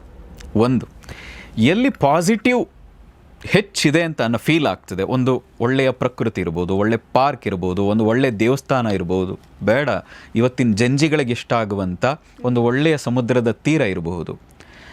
ಎಲ್ಲಿ ಪಾಸಿಟಿವ್ ಫೀಲ್ ಹೆಚ್ಚಾಗ್ತದೆ, ನಿಮ್ಮ ನೆಗೆಟಿವ್ ಮರಿಲಿಕ್ಕೆ ಎಲ್ಲಿ ಸಾಧ್ಯ ಆಗ್ತದೆ, ಅಲ್ಲಿ ಒಂದಷ್ಟು ಸಮಯ ಒಂದಷ್ಟು ಜನರ ನಡುವೆ ಇರೋದನ್ನು ಅಭ್ಯಾಸ ಮಾಡಿ. ಇದು ತನಗೆ ತಾನೇ ಕಡಿಮೆ ಆಗ್ತದೆ. ಇದು ಪರ್ಮನೆಂಟ್ ಆಗಬೇಕಾದರೆ ಅಂತಹ ಯಾರು ಒಳ್ಳೆಯ ಮನಸ್ಸಿರುವಂಥ ಪಾಸಿಟಿವ್ ಆಗಿ ಯೋಚನೆ ಮಾಡುವಂಥ ಪಾಸಿಟಿವ್ ಇರುವಂಥ ಜಾಗದಲ್ಲಿ ಸಾಧ್ಯ ಆದರೆ ಯಾರ್ದಾದ್ರೂ ಒಂದು ಸ್ವಲ್ಪ ಗೈಡ್ ತಗೊಂಡು ಮೆಡಿಟೇಷನ್ನು ಶುರು ಮಾಡಿ. ಸಹವಾಸ ದೋಷದಿಂದ ನಿಮ್ಮಲ್ಲಿ ಪಾಸಿಟಿವ್ ಹೆಚ್ಚಾಗ್ತದೆ. ಅದು ಪರ್ಮನೆಂಟ್ ಆಗೋದಕ್ಕೆ ನಿಮ್ಮ ಪ್ರತಿನಿತ್ಯ ಅಟ್ಲೀಸ್ಟ್ ನಾವು ಹೇಳೋದು 24 ನಿಮಿಷ 24 ಗಂಟೆ ಇದೆ ನಿಮಗಾಗಿ, ನಿಮ್ಮ ಮೈಂಡ್ ಹೆಲ್ತ್ಗಾಗಿ 24 ನಿಮಿಷ ಕೊಡೋಕ್ಕಾಗಲ್ವಾ? ಆ 24 ನಿಮಿಷ ಯಾವುದೋ ಒಂದು ಒಳ್ಳೆಯ ಜಾಗದಲ್ಲಿ ಕೂತ್ಕೊಳ್ಳಿ, ಸುಮ್ಮನೆ ಕೂತ್ಕೊಳ್ಳಿ, ಇನ್ನೇನೂ ಮಾಡೋದು ಬೇಕಾಗಿಲ್ಲ. ಜಸ್ಟ್ ನಿಮ್ಮ ಬ್ರೀತ್ನೇ ಅಬ್ಸರ್ವ್ ಮಾಡ್ತಾ ಬನ್ನಿ. ಹಾಗೆ ಒಂದು 21 ಡೇಸ್ 108 ಡೇಸ್ ಕಂಟಿನ್ಯೂ ಮಾಡ್ತಾ ಹೋಗಿ, ಆಟೋಮೆಟಿಕಲಿ ನಿಮ್ಮಲ್ಲಿರೋ ನೆಗೆಟಿವ್ ಥಾಟ್ಸ್ಗಳು ಬಿದ್ದು ಹೋಗೋಕ್ಕೆ ಶುರುವಾಗ್ತದೆ, ಕಡಿಮೆ ಆಗೋಕ್ಕೆ ಶುರುವಾಗ್ತದೆ, ಧನಾತ್ಮಕತೆ ಪಾಸಿಟಿವ್ನೆಸ್ ಹೆಚ್ಚಾಗೋಕ್ಕೆ ಶುರುವಾಗ್ತದೆ. ಈಗ ನೀವು ಹೇಳಿದ್ರಿ, ಅಂದರೆ ನಾವು ನಮ್ಮನ್ನು ಕಂಡ್ಕೊಳ್ಳೋದು ಮತ್ತು ನಮ್ಮ ಜೊತೆ ಬದುಕುವಂತಹ ರೀತಿ ಸ್ಪಿರಿಚುವಲ್ ಅಂತ. ಬಟ್ ಈಗಿನ ಜನ್ರೇಷನ್ ಹಾಗೆ ಬದುಕ್ತಿದ್ದಾರೆ, ಬಟ್ ಅದನ್ನು ನೆಗೆಟಿವ್ ಆಗಿ, ಅಂದರೆ ತುಂಬ ಲೋನ್ಲಿ ಫೀಲ್ ಮಾಡ್ತಿದ್ದಾರೆ. ಇಟ್ಸ್ ವಾಟ್ಸಪ್ ಇದ್ದರು, ಫ್ರೀ ಕರೆನ್ಸಿ ಇದ್ದರು, ಈ ಇಮಿಡಿಯೇಟ್ಲಿ ನಂಗೆ ಸಿಗ್ತಾರೆ ಅನ್ನುವಂಥ ಒಂದು ಟ್ರಾನ್ಸ್ಪೋರ್ಟ್ ಇದ್ದರು, ಇಷ್ಟೆಲ್ಲ ಇದ್ದರೂ ಕೂಡ ಮನುಷ್ಯ ಈಗ ಅವನಲ್ಲಿ ಒಬ್ಬಂಟಿ ಆಗಿದ್ದಾನೆ, ಅದು ಬೇಜಾರಲ್ಲಿ ಒಬ್ಬಂಟಿ ಆಗಿರೋದು ಜಾಸ್ತಿ. ಇದು ಯಾಕೆ ಹೀಗೆ? ಯಾಕೆ ಅಂತ ಹೇಳಿದ್ರೆ ನಿರೀಕ್ಷೆಗಳು ಜಾಸ್ತಿ. ಪ್ರಪಂಚದಿಂದ, ಹೆತ್ತವರಿಂದ, ಫ್ರೆಂಡ್ಸಿಂದ ತುಂಬ ಎಕ್ಸ್ಪೆಕ್ಟೇಷನ್ ಜಾಸ್ತಿ. ಎಕ್ಸ್ಪೆಕ್ಟೇಷನ್ ಫುಲ್ಫಿಲ್ ಆಗದೇ ಇದ್ದಾಗ ಅವನಿಗೆ ಒಂಟಿತನ ಕಡಕ್ಕೆ ಶುರುವಾಗ್ತದೆ. ಇವನು ನಾನು ಪ್ರೀತಿಸ್ತಾ ಇದ್ದೀನಿ, ಇವನು ಅಂದ್ಕೊಂಡಿರ್ತಾನೆ ನಾನು ಪ್ರೀತಿಸ್ತಾ ಇದ್ದೀನಿ ಅಂತ, ಆದರೆ ಅವ್ರು ಅಂದ್ಕೊಂಡಿರ್ತಾರೆ ಬೇರೆ ಏನೋ ಅಂದ್ಕೊಂಡಿರ್ತಾರೆ. ಆದರೆ ಇವನು ಅಂದ್ಕೊಂಡು ನಾನು ಪ್ರೀತಿಸ್ತಾ ಇದ್ದೀನಿ, ಅವರು ನನ್ನನ್ನು ಪ್ರೀತಿಸಬೇಕು, ಅವರು ಪ್ರೀತಿ ಕೊಡಲ್ಲ, ಅವ್ರು ಬೇರೆ ಥರ ಕೊಡ್ತಾರೆ. ಹಾಗೆ ಕೊಟ್ಟಾಗ ಇವನಿಗೆ ನಾನು ಒಬ್ಬಂಟಿ, ಹಾಗಾದರೆ ನನಗೆ ಯಾರೂ ಇಲ್ಲ ಅನ್ಸೋಕ್ಕೆ ಶುರುವಾಗ್ತದೆ. ಇವನು ಚೆನ್ನಾಗಿ ದುಡಿತಾನೆ, ದುಡಿದು ಇನ್ನೇನೋ ಮಾಡಬೇಕು ಇನ್ಯಾರಿಗೋ ಅಂತ ಹೋಗ್ತಾನೆ, ಅವರು ರಿಟರ್ನ್ ಏನೂ ಕೊಡಲ್ಲ. ನಾನು ಕೊಡ್ತಾ ಇದ್ದೀನಿ, ಅವರು ನನಗೇನು ಕೊಡ್ತಾ ಇಲ್ಲ. ಎಲ್ಲಿವರೆಗೆ ಬರ್ತ್ಡೇಗೆ ವಿಶ್ ಮಾಡದೇ ಇದ್ದರೆ, ಅವನ ಯಾರೋ ತುಂಬ ಹತ್ತಿರದವರು ಅವರ ಸ್ಟೇಟಸನ್ನು ಹಾಕ್ಕೊಳ್ಳದೇ ಇದ್ದರೆ, ಡಿ ಪಿಗೆ ಇವ್ರ ಫೋಟೋ ಅವತ್ತು ಹಾಕ್ಕೊಳ್ಳದೇ ಇದ್ದರೆ ಡಿಪ್ರೆಸ್ ಆಗೋರಿದ್ದಾರೆ. ಒಂಟಿತನ, ಅಯ್ಯೋ ನನಗೆ ಯಾರೂ ಇಲ್ಲ ಅನ್ನೋಕ್ಕೆ ಶುರು ಆಗಿದ್ದಾರೆ. ಅರೆ ಇದೇನ್ರಿ ಜೀವನ? ಇವ್ರು ಯಾರನ್ನೋ ಸಣ್ಣವ್ರನ್ನ ಮೆಚ್ಚಿಸ್ತಾ ಕೂತ್ಕೊಳ್ಳೋಕ್ಕಲ್ಲ ನಾವು ಇರೋದು. ನಾವು ಬಂದಿರೋದು ಏನೋ ದೊಡ್ಡದೇನೋ ಮಾಡಲಿಕ್ಕಿದ್ದೀವಿ, ಇನ್ಯಾವ್ರನ್ನ ಮೆಚ್ಚಿಸ್ಲಿಕ್ಕಲ್ಲ. ಹಾಗೆ ಭಾವ ನಮಗೆ ಬರಬೇಕಾದ್ರೆ ನಾನು ಹೇಳೋದು, ಸ್ಪಿರಿಚುವಲ್ನ ಸ್ವಲ್ಪ ನಿಮ್ಮ ಜೀವನದಲ್ಲಿ ಒಂದು ಸ್ವಲ್ಪ ಅಡಾಪ್ಟ್ ಮಾಡ್ಕೊಳ್ಳಿ. ನೋಡಿ, ನಾನು ಹಿಂದೆ 2015ರಲ್ಲಿ 84 ದಿನ ಒಬ್ಬನೇ ಇದ್ದೆ. 84 ದಿನ ಒಬ್ಬನೇ ಇದ್ದಂಗೆ ನಂಗೆ ಗೊತ್ತಾಯಿತು ಆಧ್ಯಾತ್ಮಿಕತೆಯ ಶಕ್ತಿ ಏನು, ಆ ಸ್ಪಿರಿಚುವಲಿಟಿಯ ಶಕ್ತಿ ಏನು ಅಂತ. ಅದೇ ರೀತಿ 2017 ನವಂಬರಿಂದ ಆಲ್ಮೋಸ್ಟ್ 2020 ಜನವರಿವರೆಗೂ ಹೆಚ್ಚಿನ ಸಮಯ, ದಿನಕ್ಕೆ 20 ಗಂಟೆ ಒಬ್ಬನೇ ಇರ್ತಿದ್ದೆ. ಓದು, ಮ್ಯೂಸಿಕ್ ಕೇಳು, ಇಲ್ಲ ಧ್ಯಾನ ಮಾಡು. ಇನ್ನೊಂದು 4 ಗಂಟೆ 2 ಗಂಟೆ ವಾಕ್ ಹೋಗೋದು, ನಮ್ಮ ಸುತ್ತಮುತ್ತ ಇರೋರ ಜೊತೆ ಮಾತಾಡೋದು. ಎಲ್ಲರೂ ಕೇಳೋಕ್ಕೆ ಶುರು ಮಾಡಿದ್ರು, ಏನು ಮಾಡ್ತೀರಿ ನೀವು ಇಷ್ಟೊತ್ತು, ಒಬ್ಬರೇ ಇರ್ತೀರಿ, ಇಷ್ಟು ತಿಂಗಳಿಂದ ಒಬ್ಬರೇ ಇರ್ತೀರಿ. ಹೀಗೆ ಕೇಳ್ತಾ ನನಗೆ ಗೊತ್ತಾಗಿದ್ದು ವಿಶೇಷ ಶಕ್ತಿ ಅಂತೂ ಇದೆ. ಸಾಮಾನ್ಯರಿದ್ದಿದ್ರೆ ಹುಚ್ಚರಂತೂ ಆಗ್ತಾಯಿದ್ರು. ನಾನು ಆರಾಮಾಗಿ ಇಷ್ಟು ವರ್ಷಗಳ ಕಾಲ 3 ವರ್ಷಗಳ ಕಾಲ ಆರಾಮಾಗಿದ್ದೀನಿ ಅಂದರೆ ಏನೋ ನನ್ನಲ್ಲಿ ಶಕ್ತಿ ಇದೆ. ಏನಿದೆ? ಆಧ್ಯಾತ್ಮಿಕ ಶಕ್ತಿ. ಯಾರು ಆಧ್ಯಾತ್ಮಿಕ ಮಾರ್ಗದಲ್ಲಿದ್ದಾರೆ ಅವರು ಏಕಾಂತವನ್ನು ಎಂಜಾಯ್ ಮಾಡ್ತಾರೆ. ಆಧ್ಯಾತ್ಮಿಕದಲ್ಲಿ ಯಾರಿಲ್ಲ ಅವರು ಏಕಾಂಗಿತನದಲ್ಲಿ ಒದ್ದಾಡ್ತಾರೆ. ಇದೇ ವ್ಯತ್ಯಾಸ. ಹಾಗಾಗಿ ಸ್ಪಿರಿಚುವಾಲಿಟಿ ಏನಿದೆಯಾ ನಮ್ಮೊಳಗೆ ನಮಗೇ ಗೊತ್ತಿಲ್ಲದೆ ಒಂದು ವಿಶೇಷವಾದ ಶಕ್ತಿ ಕೊಡ್ತದೆ. ನಮಗೆ ಗೊತ್ತೇ ಆಗಲ್ಲ. ಯಾವಾಗ ಗೊತ್ತಾಗ್ತದೆ ಅದು? ಈಗ ನಾನು 3 ವರ್ಷ ನಾನು ಒಬ್ಬನೇ ಇದ್ದಾಗ ಗೊತ್ತಾಯಿತು, ಹುಚ್ಚಿಡಿಲಿಲ್ವಲ್ಲ ಇಷ್ಟು ದಿನ ಆದರೂ ನನಗೆ. ಯಾಕೆ ಹುಚ್ಚಿಡಿಲಿಲ್ಲ, ಯಾಕೆ ತಲೆ ಕೆಡಲಿಲ್ಲ, ಯಾಕೆ ಡಿಪ್ರೆಸ್ ಆಗಲಿಲ್ಲ, ಯಾಕೆ ನನಗೇನೋ ಖುಷಿಯಾಗಿದ್ದೆ, ಯಾಕೆ 3 ವರ್ಷಗಳ ಕಾಲ ಆರಾಮಾಗಿ ಖುಷಿಯಾಗಿದ್ನಲ್ಲ, ಯಾಕೆ ಅಂದರೆ ಅಧ್ಯಾತ್ಮನ ನನ್ನ ಜೀವನದಲ್ಲಿ ಸ್ವಲ್ಪ ಹೆಚ್ಚೇ ಅಡಾಪ್ಟ್ ಮಾಡ್ಕೊಂಡ್ಬಿಟ್ಟಿದ್ದೀನಿ. ಹಾಗೆ ಮಾಡ್ಕೊಂಡಿರೋದ್ರಿಂದ ಈಗ ನನ್ನ ಜೀವನ ಪರ್ಯಂತ ನೀವು ಒಂದು ಕಾಡಿಗೆ ಬಿಟ್ಬಿಟ್ರು ನಾನು ಬಿಂದಾಸಾಗಿರ್ತೀನಿ. ಯಾವುದೋ ಒಂದು ಮನೆಯಲ್ಲಿ ತಗೊಂಡು ಹೋಗಿ ನಾನು ಒಬ್ಬನ್ನೇ ಬಿಟ್ಬಿಟ್ರು, ದಿನಕ್ಕೆ 1 ಹೊತ್ತು ಊಟ, 3 ಹೊತ್ತು ಬೇಡ, 1 ಹೊತ್ತು ಊಟ ಕೊಟ್ಟು ಬಿಟ್ರು ನಾನು ಆರಾಮವಾಗಿ ಆನಂದದಿಂದ ಸಾಧನೆ ಮಾಡಿಕೊಂಡು ನನಗೆ ಬೇಕಾದಾಗ ನಾನು ಇರ್ತೀನಿ. ಅದು ಶಕ್ತಿ, ಅದು ಅಧ್ಯಾತ್ಮ ಶಕ್ತಿ. ಹಾಗಾಗಿ ನಿಮ್ಮ ಜೀವನಕ್ಕೆ ಇದನ್ನ ಇಟ್ಕೊಳ್ಳಿ, ನೀವು ಏನನ್ನೆಲ್ಲ ಸಾಧಿಸಬಹುದು ಯೋಚನೆ ಮಾಡಿ. ಬಟ್ ನನಗೆ ನಮ್ಮ ಅಜ್ಜಿ ಎಲ್ಲ ಮಾತಾಡುವಾಗ ಕೇಳುವಾಗ ಅವರಿಗೆ ಆ ಟೈಮಲ್ಲಿ ಸ್ಪಿರಿಚುವಲ್ ನನಗನ್ಸುತ್ತೆ ಆಗಿರಲಿಲ್ಲ ಅಂತ. ಬಟ್ ಈಗಿನ ನನ್ನ ಜನ್ರೇಷನ್ ನೋಡುವಾಗ ತುಂಬ ಜನ ನಾನು ಸ್ಪಿರಿಚುವಲ್ ಆಗ್ತಿದ್ದೀನಿ, ನಾನು ಅದಕ್ಕೆ ಕನೆಕ್ಟ್ ಆಗ್ತೀನಿ, ಮತ್ತು ಈ ಸ್ಪಿರಿಚುವಲ್ ಅನ್ನುವಂಥ ವಿಚಾರದ ಬಗ್ಗೆ ಜಾಸ್ತಿ ಆಸಕ್ತಿ ಮತ್ತು ಅದಕ್ಕೆ ಕನೆಕ್ಟ್ ಆಗೋದು ಯಾಕಿರ್ಬೋದು? ಯಾಕಂದರೆ ಆಗ ಕೂಡು ಕುಟುಂಬ ಇತ್ತು, ಒಬ್ಬರು ಕೇರ್ ಮಾಡೋಕ್ಕೆ ಜನ ಇದ್ದರು, ಈಗ ಯಾರೂ ಇಲ್ಲ, ಹಾಗಾಗಿ ನಾನು ಯಾರೂ ಇಲ್ಲ ಅನ್ನೋ ಕಾರಣಕ್ಕೆ ಸ್ಪಿರಿಚುವಲ್ಗೆ ಹೋಗ್ತೀನಿ ಅನ್ನೋದು. ನೋಡಿ, 2 ಕಾರಣ ಇದೆ. ಒಂದು, ಆಗ ಕೂಡು ಕುಟುಂಬ ಇತ್ತು. 2ನೇದು, ನೀವು ಏನನ್ನೇ ಮಾಡೋಕ್ಕೆ ಹೋದರೂ ತಾಳ್ಮೆ ಇತ್ತು. ಉದಾಹರಣೆಗೆ, ಇವತ್ತು ನೀವು ಅನ್ನ ಮಾಡಲಿಕ್ಕೆ 5 ನಿಮಿಷ ಬೇಕು, ಅವತ್ತು ಅನ್ನ ಮಾಡಲಿಕ್ಕೆ ಅರ್ಧ ಗಂಟೆ ಬೇಕಾಗಿತ್ತು, ಅರ್ಧ ಗಂಟೆಗೂ ಹೆಚ್ಚು ಬೇಕಾಗ್ತಿತ್ತು. ಈಗ ನೀವು ಸ್ಟವ್ ಆನ್ ಮಾಡಿದ್ರಿ, ಅಕ್ಕಿ ತೊಳೆದ್ರಿ, ಹಾಕಿದರೆ ಮುಗೀತು, 5 ನಿಮಿಷದಲ್ಲಿ ವಿಷಲ್ ಹೊಡಿತದೆ, ರೆಡಿ ಆಗಬೇಕು, ರೆಡಿ ಆಗ್ತದೆ. ಆದರೆ ಆವಾಗ ನೀವು ಅನ್ನ ಮಾಡೋದಕ್ಕೆ ಅರ್ಧ ಗಂಟೆ, ಸೌದೆ ಹಚ್ಚೋದಕ್ಕೆ ಎಷ್ಟು ಸರ್ಕಸ್ ಮಾಡಬೇಕಾಗಿತ್ತು, ಇನ್ನು ಆ ಅನ್ನ ಆಗೋವರೆಗೆ ಎಷ್ಟು ಕೂತು ಕಾಯಬೇಕಾಯಿತು. ಹೀಗೆ ಜಸ್ಟ್ ಒಂದು ಉದಾಹರಣೆ ಅದು. ಇಡೀ ದಿನ ಆ ಥರದ್ದು ಎಷ್ಟು ಕೆಲಸಗಳು ಇತ್ತಲ್ಲ, ಗೊತ್ತಿಲ್ಲದೆ ನಮಗೆ ತಾಳ್ಮೆ ಕಲಿಸ್ತಾ ಇತ್ತು, ಸಂಯಮ ಬರ್ತಾ ಇತ್ತು. ಇವತ್ತು ಫಾಸ್ಟ್ ಫುಡ್ ಇದೆ, ನಿಮ್ಮ ಕೈನಲ್ಲಿ ಏನು ಬೇಕಾದರೂ ನೋಡುವಂಥ ಸ್ಮಾರ್ಟ್ ಫೋನ್ ಇದೆ ಇವತ್ತು. ಅಂದರೆ ಎಲ್ಲವೂ ನಿಮಗೆ ಫಾಸ್ಟಾಗಿ ಸಿಗ್ತಾ ಇದೆಯಲ್ಲ. ಜೀವನದಲ್ಲಿ ಯಶಸ್ಸು ಫಾಸ್ಟಾಗಿ ಸಿಗಬೇಕು ಅಂತ, ಸಕ್ಸಸ್ಸು ಫಾಸ್ಟಾಗಿ ಸಿಗಬೇಕು ಅಂತ. ಹಿಂದಿನವ್ರು ಕೇಳಿ, ಇವತ್ತು ಮರ ಹಾಕಿದ್ರೆ, ನಾನು ಕೇಳಿದ್ದೀನಿ ಯಾರೋ ಒಬ್ಬ ವಯಸ್ಸಾದವ್ರನ್ನ ಹಳ್ಳಿಗೆ ಹೋಗ್ತಾ ಇದ್ದಾಗ ಗಿಡ ನೆಡೆಸ್ತಾ ಇದ್ರು. ಏನು ಸ್ವಾಮಿ ಇಷ್ಟು ವಯಸ್ಸಲ್ಲಿ ಹಿಂಗೆ ನಿಂತ್ಕೊಂಡು ಗಿಡ ನಡೆಸ್ತಾ ಇದ್ದೀರಿ, ಏನು ಉಪಯೋಗ, ಈಗ ಆಲ್ರೆಡಿ ನಿಮ್ಗೆ ಏಜ್ ಆಗಿದೆ. ಬಿಡು ಸ್ವಾಮಿ, ನಮಗಲ್ಲ ಇದು, ನನ್ನ ಮಕ್ಕಳ ಕಾಲಕ್ಕೆ, ಏನು ನನಗೇ ಆಗಬೇಕು, ಎಲ್ಲ ನನಗೇ ಆಗಬೇಕು ಅಂತ ಏನಿಲ್ಲ ಅಂತ. ಆದರೆ ಇವತ್ತಿನವರಿಗೆ ಈಗ ಬೀಜ ಹಾಕಿದ್ರೆ ನಾಳೆ ಬೆಳಗ್ಗೆ ಎದ್ದು ನೋಡಿದ ತಕ್ಷಣ ಫಲ ಕಾಣಿಸ್ತಾ ಇರಬೇಕು, ಮಾವಿನ ಹಣ್ಣು ಸಿಗಬೇಕು. ಹಂಗೆ ಸಿಗಲ್ಲ ಜೀವನದಲ್ಲಿ. ವಾರೆನ್ ಬಫೆಟ್ಟೇ ಹೇಳ್ತಾರೆ, ನಾನು ಇನ್ವೆಸ್ಟ್ ಮಾಡ್ತಾ ಹೋದಾಗ ನನಗೆ ಅದರಲ್ಲಿ ಯಶಸ್ಸು ಸಿಕ್ಕಿದ್ದು ನನ್ನ 50ನೇ ವಯಸ್ಸಲ್ಲಿ ಅಂತ. ಅಷ್ಟು ತಾಳ್ಮೆ ಇಲ್ಲದ ಕಾರಣಕ್ಕೆ ಚಡಪಡಿಕೆ. ಈ ಚಡಪಡಿಕೆಯಲ್ಲಿ ಎಲ್ಲಿ ಹುಡುಕೋದು? ಆಗ ಸ್ಪಿರಿಚುವಲ್ ಎಲ್ಲರೂ ಈಗ ವಿಡಿಯೋಗಳು ಬರ್ತಾ ಇದೆ, ಈಗ ಇವತ್ತು ಪುಸ್ತಕಗಳ ಕೈಗೆ ಸಿಗ್ತಾ ಇದೆ, ಅವತ್ತು ಪುಸ್ತಕಗಳು ಸಿಗ್ತಾ ಇರಲಿಲ್ಲ. ನಾನೇ 20 ವರ್ಷ 15 ವರ್ಷದ ಹಿಂದೆ ಒಂದು ಪುಸ್ತಕ ತಗೊಳ್ಬೇಕಾದ್ರೆ ಸರ್ಕಸ್ ಹೊಡಿತಾ ಇದ್ವು ನನ್ನ ಜೀವನದಲ್ಲೇ. ಇವತ್ತು ಹಾಗಿಲ್ಲ, PDF ಸಿಕ್ಬಿಡ್ತದೆ ನಿಮಗೆ, ಎಲ್ಲವೂ ಇನ್ಸ್ಟೆಂಟ್ ಸಿಗ್ತಾ ಇದೆ, ಅವತ್ತು ಇನ್ಸ್ಟೆಂಟ್ ಇರಲಿಲ್ಲ. ಹಾಗಾಗಿ ಜೀವನದಲ್ಲಿ ಅಧ್ಯಾತ್ಮ ಗೊತ್ತಿಲ್ಲದೆ ಅವರ ಜೀವನದಲ್ಲಿ ಬಂದ್ಬಿಟ್ಟಿತ್ತು. ಮತ್ತು ಹಿಂದಿನವ್ರು ನೋಡಿ ಕೇಳಿ, ವಯಸ್ಸಾದವ್ರನ್ನ ಎಷ್ಟು ಕಷ್ಟಪಟ್ಟರಲ್ವ ಅನ್ನಿ, ಎಲ್ಲ ದೈವೇಚ್ಛೆ, ಹಂಗೇನಿಲ್ಲ ಅಂತಾರೆ. ಎಲ್ಲ ಸಿಕ್ತಲ್ವ ನಿಮಗೆ ಅಂದರೆ ಎಲ್ಲ ದೈವೇಚ್ಛೆ, ಅವನು ಕೊಟ್ಟದ್ದು ನಮ್ಮದೇನಿದೆ ಅಂತಾರೆ. ಇವತ್ತಿನವ್ರು ಕೇಳಿ, ನಾನು ಕಷ್ಟಪಡ್ತಾ ಇದ್ದೀನಿ, ನಾನು ಕೆಲಸ ಮಾಡ್ತಾ ಇದ್ದೀನಿ, ನಾನು ಇಷ್ಟು ಓದೋದಕ್ಕೆ ಇಷ್ಟು ಸಂಪಾದನೆ, ಎಲ್ಲೂ ಈಗೋ. ಹಾಗಾಗಿ ಈ ಎಲ್ಲ ಕಾರಣದಿಂದ ಈಗ ಜನ ಒತ್ತಡದಲ್ಲಿ ಸಿಗಾಕೊಳ್ತಾ ಇದ್ದಾರೆ. ಇವತ್ತೇ ಇನ್ಸ್ಟೆಂಟಾಗಿ ಸಕ್ಸಸ್ ಬೇಕು, ಸಿಗದೇ ಇದ್ದಾಗ ಅವರಿಗೆ ಕಷ್ಟ ಆಗ್ತಾ ಇದೆ, ಅಧ್ಯಾತ್ಮ ಹುಡುಕ್ತಾ ಇದ್ದಾರೆ. ಹಿಂದಿನವರು ಹುಡುಕಬೇಕಾದದ್ದಿಲ್ಲ, ಅವರ ಅಧ್ಯಾತ್ಮದಲ್ಲೇ ಬದುಕ್ತಾ ಇದ್ರು. ಬಟ್ ನನಗೆ ನೀವು ಹೇಳುವಾಗ ಕನೆಕ್ಟ್ ಆಯಿತು ಈ ಚಡಪಡಿಕೆ. ಆ್ಯಕ್ಚುಲಿ ಇದು ನಮ್ಮದು ಪ್ರಾಬ್ಲಮ್ ಆ್ಯಕ್ಚುಲಿ. ಆಮೇಲೆ ನಮ್ಗೆ ಹಿಂಗೆ ಬೇಗ ಸಿಗಬೇಕು ಅನ್ನೋದು ಪ್ರಾಬ್ಲಮ್. ಜೊತೆಗೆ ನಾನು ಮಾಡ್ತಿದ್ದೀನಿ ಅನ್ನೋದು, ನಾನು ಅನ್ಕೊಂಡಿದ್ದೆ ನಾನು ಮಾಡ್ತಿದ್ದೀನಿ ಅನ್ನೋದು ಪ್ರೌಡ್. ಬಟ್ ಈಗ ಅದು ಆ್ಯಕ್ಚುಲಿ ನಾನು ಮಾಡ್ತಿದ್ದೀನಿ ಅನ್ನೋದು ನಮ್ಮನ್ನೇ ನಾವು ಪ್ರೌಡ್ ಆಗ್ತದೆ. ಹೇಳಿ ಹೇಳಿ ಹೇಳಿ ಅದು ಕೊನೆಗೆ ನೀವು ಹಕ್ಕಪಕ್ಕದವ್ರು ಕೇಳಿದ್ರೆ ಗೊತ್ತಾಗ್ತದೆ, ಈಗ ಹೋಗ್ಬಿಟ್ಟಿರ್ತದೆ. ಹೌದು. ಸೊ ಬಟ್ ಇದನ್ನೇ ಜನ ಏನಂದ್ರೆ ಇದು ತಪ್ಪು ಅಂತ ಯಾರು ಅನ್ಕೊಳ್ತಿಲ್ಲ. ಸೊ ಇದು ತಪ್ಪು ಅನ್ನೋದು ನೋಡಿ, ಇಂಥ ವಿಚಾರಗಳು ತಪ್ಪು ಅನ್ನೋದು ಜನರಿಗೆ ಗೊತ್ತಿಲ್ಲ ಅನ್ನೋದು, ಇದನ್ನೇ ಹೆಮ್ಮೆ ಅನ್ಕೊಂಡು ಬದುಕ್ತಿದ್ದಾರೆ. ಸೊ ಅದೇ ಅವ್ರಿಗೆ ಎಫೆಕ್ಟ್ ಆಗ್ತಿದೆ ಅನ್ನೋದು. ಏನಾಗ್ತದೆ, ಇದು ತಪ್ಪು ಅನ್ನೋದಕ್ಕಿಂತ ಸರಿ ಮಾಡ್ಕೊಳ್ಳೋದು ಜಾಸ್ತಿ ಇದೆ. ಇದು ನಾನು ರಾಂಗ್ ಅಂತ ಹೇಳಲ್ಲ. ಸಾಧನೆ ಮಾಡಬೇಕಾದ್ರೆ ನಮಗೂ ಅನಿಸ್ತಾರೆ ನಾನು ಮಾಡ್ತಾ ಇದ್ದೀನಿ ಅಂತ. ಅದ್ರ ಅನಿಸ್ಬೇಕಾದದ್ದೇನು, ನಾನು ಒಬ್ಬನೇ ಮಾಡ್ತಾ ಇಲ್ಲ, ಈ ಎಲ್ಲ ವ್ಯವಸ್ಥೆಗಳು ನನ್ನ ಸುತ್ತ ಇರೋದಕ್ಕೆ ಇಷ್ಟು ನಾನು ಸಾಧನೆ ಮಾಡೋಕ್ಕೆ ಸಾಧ್ಯ ಅನ್ನೋದನ್ನು ಸರಿ ಮಾಡ್ಕೋಬೇಕು. ಇದನ್ನು ತಪ್ಪು ಅಂತ ಹೇಳ್ತಾ ಇಲ್ಲ, ಇದು ರಾಂಗ್ ಅಲ್ಲ. ನೀವಿನ್ನೂ ಸರಿ ಮಾಡ್ಕೊಳ್ಳಿ, ನನ್ನೊಬ್ಬನಿಂದ ಮಾತ್ರ ಇದು ಸಾಧ್ಯ ಆಗ್ತಾ ಇಲ್ಲ. ಒಂದು ಕಂಪ್ನಿ ನಡೆಸಬೇಕಾದ್ರೆ ನಾನು ಇರೋದ್ರಿಂದನೇ ಕಂಪ್ನಿ ನಡೀತಾ ಇದೆ, ಆದರೆ ನಾನು ಇರೋದ್ರಿಂದ ಮಾತ್ರ ನಡೀತಾ ಇಲ್ಲ, ಇನ್ನೂ 10 ಜನ ಕೆಲಸನೂ ಮಾಡ್ತಾ ಇದ್ದಾರೆ ನನ್ನ ಜೊತೆ, ಹಾಗಾಗಿ ನಡೀತಾ ಇದೆ ಅನ್ನುವಂಥ ಒಂದು ರಿಯಲೈಸ್ ಆಗಿಬಿಟ್ರೆ ಅಷ್ಟು ಸಾಕು. ಅದನ್ನು ಸ್ವಲ್ಪ ಇನ್ನೊಂಚೂರು ವಿಸ್ತಾರ ಮಾಡ್ಕೊಳ್ಳಿ ಅಷ್ಟೇ. ಹಾಗೆ ಮಾಡ್ಕೊಂಡಾಗ ಏನಾಗ್ತದೆ, ನಿಮ್ಮ ಸಕ್ಸಸ್ ಕೂಡ ಇನ್ನೂ ವೇಗವಾಗಿ ಬರುತ್ತದೆ. ಒಬ್ಬನೇ ಅನ್ನೋದು, ನಾನು ಅನ್ನೋ ಅಹಂಕಾರ ಬಂದಾಗ, ಈಗೋ ಬಂದಾಗ ನಿಮ್ಮ ಸಕ್ಸಸ್ ಇನ್ನೂ 100 ಅಡಿ ದೂರ ಇರ್ತದೆ. ಬಟ್ ನಿಮ್ಗೆ ಅನ್ಸುತ್ತೆ, ಯಾಕೆ ಅನ್ಸುತ್ತೆ ಈಗಿನ ಜನ ಹಾಗೆ ಬದುಕ್ತಿದ್ದಾರೆ? ಅವ್ರಿಗೆ ಆ ಚಟಪಟಿಕೆ ಮತ್ತು ನಾನು ಅನ್ನೋದು, ಆಮೇಲೆ ನನ್ನಿಂದ ಆಗ್ತಿದೆ ಅನ್ನೋದು, ನಾನು ಬೇಗ ಬೆಳಿಬೇಕು ಅನ್ನೋದು, ನಾನು ಬೇಗ ದುಡ್ಡು ಅರ್ನು ಮಾಡಬೇಕು, ಯಶಸ್ಸನ್ನು ಮಾಡಬೇಕು ಅನ್ನುವಂಥ ತುಡಿತ ಯಾಕೆ ಈಗಿನ ಜನರಿಗೆ? ನೋಡಿ, ಈ ವಯಸ್ಸಲ್ಲಿ ಅಲ್ಲದೆ ಇನ್ಯಾವಾಗ ಎಂಜಾಯ್ ಮಾಡೋದು ಅನ್ನೋದು ಒಂದಿದೆ ಈಗ. ಹೌದು, ಎಲ್ರಿಗೂ. ಹೌದು. ಈಗ ತಗೋಬೇಕು ಕಾರು, ಈಗ ತಗೋಬೇಕು, ನಾನು ಈಗ ಓಡಾಡಬೇಕು, ಈಗ ಪ್ರಪಂಚ ಸುತ್ತಬೇಕು, ವಯಸ್ಸಾದ್ಮೇಲೆ ಮಾಡೋಕ್ಕೆ ಸಾಧ್ಯನಾ ಅಂತ ಹೀಗೆ ಅಂದ್ಕೊಂಡು ಇವತ್ತೇ ಆಗ್ಬಿಡಬೇಕು. ಮತ್ತು ಇನ್ನೊಬ್ಬರು ಯಾರೋ ಮಾಡಿರ್ತಾರೆ, ಆಕಸ್ಮಿಕವಾಗಿ ಯಾರೋ ಒಬ್ಬ ಸಕ್ಸಸ್ ಮಾಡಿರ್ತಾರೆ.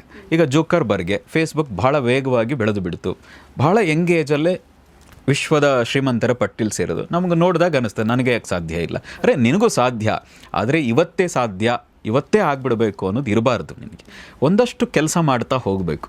ಯಾವುದೇ ಮರ ಮೇಲಕ್ಕೆ ಎತ್ತರಕ್ಕೆ ಅಗಾಧವಾಗಿ ಬೆಳಿಬೇಕಾದ್ರೆ ಮೊದಲು ಒಳಗೆ ಬೆಳಿಬೇಕು. ಆಗ ಫಸ್ಟ್ ನಿನ್ನ ಒಳಗೆ ಆ ದೃಢತೆ, ಆ ಸಾಮರ್ಥ್ಯ ಮತ್ತು ಎಲ್ಲರನ್ನೂ ಜೊತೆಗೆ ಕರ್ಕೊಂಡು ಹೋಗುವ ಒಂದು ಏನು ಸಂಘಟನಾ ಚತುರತೆ ಎಲ್ಲ ಬಂದಾಗ ಅದು ವೇಗವಾಗಿ ಬರ್ತದೆ. ಅದನ್ನು ಫಸ್ಟ್ ಬೆಳೆಸ್ಕೊ ಅಂತ. ಹಾಗೆ ಬೆಳೆಸ್ಕೊಳ್ಳದೆ ಒಂದೇ ಸರಿಗೆ ಹೋದಾಗ ಸಿಗಲ್ಲ ಆ ಸಕ್ಸಸ್. ಹಾಗೆ ಸಿಗದೇ ಇದ್ದಾಗ ಚಟಪಟಿಕೆ ಹೆಚ್ಚಾಗ್ತಾ ಇದೆ ಅಂತ. ಆದರೆ ಸಂಯಮ ಒಂದು ಇಟ್ಕೋಬೇಕು. ಆ್ಯಕ್ಚುಲಿ ಏನಂದರೆ, ನನಗನ್ಸಿದ್ದು ಈ ಯಂಗ್ ಏಜಲ್ಲೇ ಎಲ್ಲ ಅನುಭವಿಸಬೇಕು ಅಂತಾರಲ್ಲ ನೋಡಿ, ಅವರದ್ದು ಹಿಸ್ಟ್ರಿ ನೀವು ನೋಡಿದ್ರೆ, ನಾನು ಹಿಂದಿನ ಕಾಲದಲ್ಲೂ ಕೆಲವರು ಹಾಗಾಗಿದೆ, ತುಂಬ ಶ್ರೀಮಂತರಾಗಿದ್ದಾರೆ ಬೇಗ. ಆದರೆ ವಯಸ್ಸು ಆಗ್ತಾ ಆಗ್ತಾ ಎಲ್ಲ ಕರಗಿ ಹೋಗಿದೆ. ಆ್ಯಕ್ಚುಲಿ ನನಗನ್ಸಿದ್ದು, ಇದನ್ನು ಸರಿಯಾಗಿ ಅರ್ಥ ಮಾಡ್ಕೊಳ್ಳಿ ಎಲ್ಲರೂ, ಇವತ್ತಿನ ಜಂಜಿಗಳು ಅರ್ಥ ಮಾಡ್ಕೊಳ್ಳಿ. ಶೋಕಿ ಒಳ್ಳೆ ಕಾರ್ ನಿಮಗೆ ಬೇಕಾಗಿದ್ದು ಆ್ಯಕ್ಚುಲಿ ಇವತ್ತಲ್ಲ. ಇವತ್ತು ನಿಮ್ಮ ಕೈಲಿ ಸಾಮರ್ಥ್ಯ ಇದೆ, ಬಸ್ ನೇತಾಕೊಂಡು ಆದರೂ ಹೋಗ್ಬೋದು. ವಯಸ್ಸಾದ ಮೇಲೆ ಆಗಲ್ಲ. ಇವತ್ತು ಯಾವ ಬಟ್ಟೆ ಇದ್ರೂ ತೊಂದರೆ ಇಲ್ಲ, ಚಳಿಗೆ ಏನು ಬೇಕಾದ್ರೂ ನಾವು ಮೈ ಒಡ್ಬೋದು. ಇವತ್ತು ಒಳ್ಳೆ ಬಟ್ಟೆ ಬೇಕು ಅಂತಿಲ್ಲ. ಆದರೆ ವಯಸ್ಸಾದ ಮೇಲೆ ಒಳ್ಳೆಯ ಬಟ್ಟೆ, ಒಳ್ಳೆಯ ಹಾಸಿಗೆ, ಒಳ್ಳೆಯ ಮನೆ ಬೇಕೇ ಬೇಕು. ಈಗ ನೀವು ಕಷ್ಟಪಡೋದು ಮೀನ್ಸ್ ಸರಿಯಾದ ರೀತಿಯಲ್ಲಿ ಹೋಗಿ ನೀವು ಸಂಪಾದನೆ ಮಾಡಿದರೆ, ಅದು ಇವತ್ತೇ ಶೋಕಿ ಮಾಡಿ, ಇವತ್ತೇ ಎಂಜಾಯ್ ಮಾಡಿ, 4 ಜನಕ್ಕೆ ನಾನು ತೋರಿಸಿ ಬದುಕಬೇಕು ಅಂತಿದೆಯಲ್ಲ, ಆ ಶೋಕಿ ಇದೆಯಲ್ಲ, 4 ಜನಕ್ಕೆ ನಾನು ನೋಡಿ ಹೇಗೆ ನಾನು ಸಂಪಾದನೆ ಮಾಡಿದೆ ಅನ್ನೋ ಏನು ಪ್ರಯೋಜನ? ಅದರಿಂದ ಏನು ಪ್ರಯೋಜನ ಇಲ್ಲ. ವಯಸ್ಸಾದ ಮೇಲೂ ಆ ಹಣ, ಆ ಒಂದು ಸೌಲಭ್ಯ ನಿಮಗೆ ಸಿಕ್ಕಿದ್ರೆ, ಎಲ್ಲ ಆಶ್ರಯ ಬೇಕಾಗಿದ್ದು ಆ್ಯಕ್ಚುಲಿ ವಯಸ್ಸಾದ ಮೇಲೆ ಏನೂ ಇಲ್ಲದೆ ಇದ್ದರೆ ನೀವು ಯಾರ ಹತ್ರ ಹೋಗಿ ಕೇಳ್ತೀರಿ? ಎಲ್ಲಿ ಹೋಗಿ ದುಡಿತೀರಿ? ಹೇಗೆ ಸಂಪಾದನೆ ಮಾಡ್ತೀರಿ? ಹಾಗಾಗಿ ಈಗಿನಿಂದ ಚೆನ್ನಾಗಿ ದುಡಿರಿ, ತಾಳ್ಮೆಯಿಂದ ದುಡಿರಿ, ಅದನ್ನು ಚೆನ್ನಾಗಿ ಶೇಖರಣೆ ಮಾಡಿ, ಒಂದು ಒಳ್ಳೆ ಮನೆ ಕಟ್ಟಿ, ವಯಸ್ಸಾದ ಮೇಲೆ ಎಲ್ಲದರಿಂದ ರಿಟೈರ್ಡ್ ಆಗಿ 4 ಜನಕ್ಕೆ ಹೇಳ್ತಾ ನನ್ನ ಸಾಧನೆ ಎಂಥದ್ದು ಗೊತ್ತಾ, ಎಷ್ಟು ಕಷ್ಟಪಟ್ಟೆ ಗೊತ್ತಾ ಅಂತ ಹೇಳಿಕೊಂಡು ಆರಾಮಾಗಿ ಈಸಿ ಚೇರ್ ಮೇಲೆ ಮಲಗಿ. ಆ್ಯಕ್ಚುಲಿ ಇದು ತುಂಬ ಡಿಫ್ರೆಂಟ್ ಕಾನ್ಸೆಪ್ಟ್. ನಾನು ಈ ಥರನೇ ಹೇಳ್ತಿದ್ದೆ. ಹೇಗೆ ಅಂದರೆ, ಈ ವಯಸ್ಸಲ್ಲಿ ನಮಗೆ ದುಡ್ಡು ಬೇಕು, ಈಗ ತಾನು ಎಂಜಾಯ್ ಮಾಡೋಕ್ಕಾಗೋದು, ಇದನ್ನು ಬಿಟ್ಟರೆ ನನ್ನ ವಯಸ್ಸಾದ್ಮೇಲೆ ಏನು ಮಾಡೋಕ್ಕಾಗುತ್ತೆ ಅನ್ನೋದಿತ್ತು. ಬಟ್ ಈ ಪರ್ಸ್ಪೆಕ್ಟಿವ್, ನಿನ್ಗೆ ಈಗ ಶಕ್ತಿ ಇದೆ, ನಿನ್ಗೆ ಆಗುತ್ತೆ ಬಸ್ಸಲ್ಲಿ ಓಡಾಡೋದಕ್ಕೆ, ನಿಂಗೆ ಯಾವ ಬಟ್ಟೆ ಹಾಕಿದ್ರೂ ಬದುಕೋಕ್ಕಾಗುತ್ತೆ, ಅನ್ನ ಎಷ್ಟು ತಿಂದರೂ ಕರಗುತ್ತೆ, ಅದು ಕ್ವಾಲಿಟಿನೇ ತಿನ್ನಬೇಕು ಅಂತಿಲ್ಲ, ಚೆನ್ನಾಗಿ ತಿಂದರೆ ಸಾಕಾಗುತ್ತೆ. ಬಟ್ ವಯಸ್ಸಾದ್ಮೇಲೆ ನಿಂಗೆ ಆ ಶಕ್ತಿ ಬೇಕಾಗುತ್ತೆ. ಸಿಗದೇ ಇದ್ದರೆ ನೀವು ಯಾರ ಹತ್ರ ಕೇಳ್ತೀರಿ? ಆಗ ನಿಜಕ್ಕೂ ಡಿಪ್ರೆಸ್ ಅಂದರೆ ಏನು, ನಿಜಕ್ಕೂ ಕಷ್ಟ ಅಂದರೆ ಏನು ಅಂತ ಗೊತ್ತಾಗೋದೇನು ಗೊತ್ತಾ? ವಯಸ್ಸಾದ್ಮೇಲೆ. ಈಗ ಕಷ್ಟ ಎದುರಿಸೋ ಶಕ್ತಿ ಇದೆ, ಸಮಸ್ಯೆಗಳನ್ನು ಎದುರಿಸೋ ಶಕ್ತಿ ಇದೆ, ಏನನ್ನು ಬೇಕಾದ್ರೂ ಸಾಧಿಸೋ ಶಕ್ತಿ ಇದೆ. ಶಕ್ತಿ ಇಲ್ಲದೇ ಆಗೋದು ವಯಸ್ಸಾದ ಮೇಲೆ. ಹಾಗಾಗಿ ಈಗಿನ ಎಲ್ಲವನ್ನು ಇಟ್ಕೊಳ್ಳಿ, ಆವಾಗ ಎಂಜಾಯ್ ಮಾಡೋದಕ್ಕೆ. ಆಗ ಬೆಂಚ್ ಕಾರ್ ಬೇಕು ಆ್ಯಕ್ಚುಲಿ. ಈಗಿನಿಗಿಂತ ವಯಸ್ಸಾದ ಮೇಲೆ ಆರಾಮಾಗಿ ಓಡಾಡಬೇಕು, ಬಸ್ಸಲ್ಲಿ ಓಡಾಡೋದು ಕಷ್ಟ. ಹಾಗಾಗಿ ಈಗಿನಿಂದ ಅದನ್ನು ಯೋಚನೆ ಮಾಡಿ ಅಂತ. ಆ್ಯಕ್ಚುಲಿ ಇದು ಆಡಿಯನ್ಸ್ಗೂ ಡಿಫ್ರೆಂಟ್ ಪರ್ಸ್ಪೆಕ್ಟಿವ್. ನಾನು ಯೋಚನೆ ಮಾಡಿರಲಿಲ್ಲ. ಯಾಕಂದರೆ ನಾವು ಈ ಕ್ಷಣ ಬದುಕಬೇಕು, ಈಗಲೇ ಸಿಕ್ಕಬೇಕು ಅನ್ನುವಂಥ ತುಡಿತಾನೇ ಇರೋದು. ಬಟ್ ನೀವು ಹೇಳ್ದಂಗೆ ಆ ಕಾಲಕ್ಕೆ ಬದುಕಬೇಕು, ಆ ಕಾಲಕ್ಕೆ ಕೂಡಿಡಬೇಕು, ಹೌದು. ಬಟ್ ಅದು ಹೇಗೆ ಬರುತ್ತೆ ಅಂತ, ಈಗ ಎಷ್ಟು ಈ ಸ್ಪಿರಿಚುವಲಿ ಎಷ್ಟು ಟೈಮ್ ತೊಗೊಳುತ್ತೆ ನಾನು ಆ ಸ್ಪಿರಿಚುವಲ್ ಕನೆಕ್ಟ್ ಆಗೋದಕ್ಕೆ, ನಾನು ಇದನ್ನು ಒಪ್ಕೊಳ್ಳೋದಕ್ಕೆ, ಜೊತೆಗೆ ನಾನು ಇದನ್ನು ಅಪ್ಕೊಳ್ಳೋದಕ್ಕೆ? ಇದು ತುಂಬ ದೀರ್ಘಕಾಲ, ಅದಕ್ಕೆ ತುಂಬ ಸಂಯಮ ಬೇಕು. ಇದು ಒಂದು ದಿನದಲ್ಲಿ ಆಗಲ್ಲ, ಇದು ತುಂಬ ದೀರ್ಘಕಾಲದ ಪ್ರೋಸೆಸ್. ನೋಡಿ, ಅಧ್ಯಾತ್ಮ ಅನ್ನೋದು ಹೆಂಗೆ ಅಂದರೆ, ಜೀವನದಲ್ಲಿ ದಿನ ಉಸಿರಾಡ್ದ ಹಾಗೆ.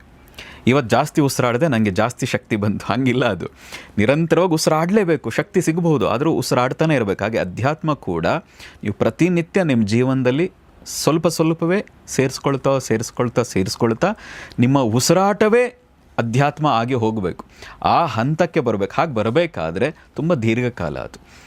ಆ ದೀರ್ಘಕಾಲದ ನಡಿಗೆ ನಿಮಗಿರಬೇಕು. ಹಾಗಾಗಿ ನಾನು ಪ್ರತಿ ಸರಿ ಹೇಳ್ತೀನಿ ಮತ್ತು ರಿಪೀಟ್ ಆದರೆ ಹೇಳ್ತೀನಿ, ಒಂದು ಧೈರ್ಯ ಇರಬೇಕು ಅಧ್ಯಾತ್ಮದಲ್ಲಿ ಆ ತೊಡಗಲಿಕ್ಕೆ, ಯಾಕೆ ನಿರಂತರ ಬೇಕು. ಎರಡನೇದು ಶ್ರದ್ಧೆ ಬೇಕು, ಮೂರನೇದು ತಾಳ್ಮೆ, ಸಂಯಮ ಬೇಕು. ಈ ಮೂರು ಇದ್ದರೆ ಮಾತ್ರ ಅಧ್ಯಾತ್ಮದ ಕೊನೆಯ ಆ ಘಟ್ಟ ಏನಿದೆಯಲ್ಲ, ಒಂದು ಅದ್ಭುತವಾದ ಸ್ಟೇಟ್ ಇದೆಯಲ್ಲ, ಅದನ್ನು ಮುಟ್ಲಿಕ್ಕೆ ಸಾಧ್ಯ ಆಗೋದು. ಆದರೆ ಸ್ಪಿರಿಚುವಲ್ ಅಂದ ತಕ್ಷಣ ಹೌದು, ನಾನು ಎಲ್ಲವನ್ನ ಅಂದರೆ ನನ್ನ ಮನಸ್ಸಿಗೆ ಬೇಜಾರು ಆಗದೇ ಇರೋ ಥರ ನಾನು ಸ್ಟ್ರಾಂಗ್ ಆಗ್ತಾ ಹೋಗೋದು ಒಂದು.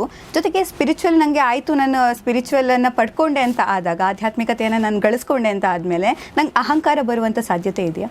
ನೋಡಿ, ಒಂದು ಹಂತಕ್ಕೆ ಬರ್ತದೆ. ಇಲ್ಲಿ ಒಂದನ್ನು ಹೇಳಿರ್ತೀನಿ ನಿಮಗೆ, ಬೇಜಾರು ಮಾಡ್ಕೋಬಾರ್ದು, ಆ ಹಂತ ಸಾಧಿಸಬೇಕು ಅನ್ನೋದು ಅಧ್ಯಾತ್ಮ. ಈ ಥರ ಸಣ್ಣದು ಇಟ್ಕೊಂಡೇನು ಹೋಗಬೇಡಿ, ದೊಡ್ಡ ಗುರಿ ಇಟ್ಕೊಳ್ಳಿ. ಯಾರು ಹೇಳಿದ್ರೆ ನಂಗೆ ಬೇಜಾರಾಗಬಾರ್ದು, ಅದಕ್ಕೆ ನಾನು ಅಧ್ಯಾತ್ಮದಲ್ಲಿದ್ದೀನಿ ಅಲ್ಲ. ದೊಡ್ಡ ಗುರಿ ಇಟ್ಕೊಳ್ಳಿ, ಇದೆಲ್ಲ ಮೀರಿದ್ದು ಇಟ್ಕೊಳ್ಳಿ. ಇದೆಲ್ಲ ಕೋಇನ್ಸಿಡೆಂಟ್ಲಿ ಇದೆಲ್ಲ ಆಗ್ತಾ ಹೋಗ್ತದೆ. ಸ್ಥಿತಪ್ರಜ್ಞತೆ, ಮತ್ತೊಂದು ಶಾಂತಿ, ನಿರಾಳತೆ, ನೆಮ್ಮದಿ, ಇದೆಲ್ಲ ತನಗೆ ತಾನೇ ಬರ್ತಾ ಹೋಗ್ತದೆ. ನಮ್ಮ ಗುರಿ ಬಹಳ ದೊಡ್ಡದು ಅಧ್ಯಾತ್ಮದಲ್ಲಿ. ಅದು ಇಟ್ಕೊಂಡಾಗ ಮಾತ್ರ ನೀವು ಆ ಮಾರ್ಗದಲ್ಲಿ ಸಾಗಕ್ಕೆ ಸಾಧ್ಯ ಆಗೋದು. ಇಲ್ಲದೆ ಇದ್ದರೆ ಸಣ್ಣದು ಏನು ಇಟ್ಕೊಳ್ತೀರಿ ಅದು ಅಲ್ಲಿಗೆ ನಿಂತು ಹೋಗ್ತದೆ ಗುರಿ. ದೊಡ್ಡ ಗುರಿ ಅಧ್ಯಾತ್ಮ ಅನ್ನೋದು ಬಹಳ ದೊಡ್ಡದು, ಅದನ್ನು ಇಟ್ಕೊಳ್ಳಿ. ಏನು ದೊಡ್ಡ ಗುರಿ ಅಂದರೆ? ಅದೇ ನನಗದೇ ದೊಡ್ಡ ಗುರಿ ಅಂದರೆ ಏನು ಅಂತ ನಾನು ಯೋಚನೆ ಮಾಡ್ತೀನಿ. ಈಗ ನಾನೀಗ ಪ್ರಶ್ನೆ ಕೇಳುವಾಗಲೂ ಈ ನನ್ನ ಯೋಚನೆ ಲಹರಿ ಹೇಗಿದೆ ಅಂದರೆ, ಇದೇ ಬೇಜಾರಾಗಬಾರ್ದು, ನನಗೆ ಬೇರೆಯವರು ಏನು ಹೇಳೋದು ಎಫೆಕ್ಟ್ ಆಗಬಾರ್ದು, ಇದೇ ನನ್ನ ದೊಡ್ಡ ಗುರಿ ಅನ್ನೋದು ಆಗೋಗ್ಬಿಟ್ಟಿದೆ. ಹಾಗಾದರೆ ದೊಡ್ಡ ಗುರಿ ಯಾವುದು? ಫಸ್ಟ್ ನಾನು ಯಾರು ಅಂತ ತಿಳ್ಕೊಳ್ಳೋದು ಒಂದು, ಅರ್ಥಾತ್ ಸೆಲ್ಫ್ ರಿಯಲೈಸೇಷನ್. ಎರಡನೇದೇ ಮೋಕ್ಷ, ಅರ್ಥಾತ್ ಸ್ವತಂತ್ರ. ಮೋಕ್ಷ ಅಂದರೆ ಇನ್ನೇನೋ ಅಲ್ಲ, ಇನ್ಯಾವುದೋ ಪ್ರಪಂಚಕ್ಕೆ ಹೋಗಿ ಇನ್ಯಾವುದೋ ಲೋಕಕ್ಕೆ ಹೋಗಿ ಗಳಿಸೋದಷ್ಟೇ ಮೋಕ್ಷ, ಕೈವಲ್ಯ ಅಲ್ಲ. ಇಲ್ಲಿ ಈಗಲೇ ಹೀಗೆ ಬದುಕಿದ್ದಾಗಲೇ ಮೋಕ್ಷ ಪಡಬೇಕು, ಅರ್ಥಾತ್ ಸ್ವತಂತ್ರ. ಈಗ ಹೇಳಿದಲ್ಲ, ಯಾರು ಹೇಳಿದ್ರು ಬೇಜಾರಾಗದೇ ಇರೋದು, ಯಾರ ಮೇಲೂ ಡಿಪೆಂಡ್ ಆಗದೇ ಇರೋದು. ಮೊಬೈಲ್ ಇಲ್ಲದೆ ಇದ್ದರೆ ಡಿಪ್ರೆಸ್ ಆಗಿಬಿಡ್ತೀವಿ. ಮೊಬೈಲ್ ಒಂದು ದಿನ ಬಿಟ್ಟು ಇದ್ದುಬಿಟ್ರೆ ಮುಗಿದೇ ಹೋಯ್ತು ಪ್ರಪಂಚ ಅನ್ನೋ ರೀತಿ. ಇದೆಲ್ಲದರಿಂದ ಏನು ಇಲ್ಲದೇ ಇದ್ದರು ನನಗೇನೂ ತೊಂದರೆ ಇಲ್ಲ ಅನ್ನುವ ಮೈಂಡ್ ಸೆಟ್ ಏನಿದೆ, ಈ ಹಂತಕ್ಕೆ ಬರೋದಿದೆಯಲ್ಲ, ಅರ್ಥಾತ್ ಸ್ವತಂತ್ರ. ಯಾರಿದ್ದರೂ ಯಾರಿಲ್ಲದೆ ಇದ್ದರು, ಏನಿದ್ರು ಏನು ಇಲ್ಲದೆ ಇದ್ದರು, ನಾನು ಆರಾಮವಾಗಿ ಬದುಕುವ ಸ್ಥಿತಿ ಬರ್ತದಲ್ಲ, ಆ ಸ್ಥಿತಿ ತನಗೆ ತಾನೇ ಬರಬೇಕು. ಹಾಗೆ ಬರೋದಕ್ಕೆ ಮೋಕ್ಷ ಅಂತ. ಅದನ್ನು ಗಳಿಸ್ಕೋಬೇಕು ಅಂದರೆ ಎಷ್ಟು? ನಿತ್ಯ ಸಾಧನೆ, ಪ್ರತಿ ದಿನ 1 ಗಂಟೆ, ಕನಿಷ್ಠ 24 ನಿಮಿಷ ಮೆಡಿಟೇಷನ್. 1 ವರ್ಷ ಮಾಡಿ ನೋಡಿ ಮೆಡಿಟೇಷನ್.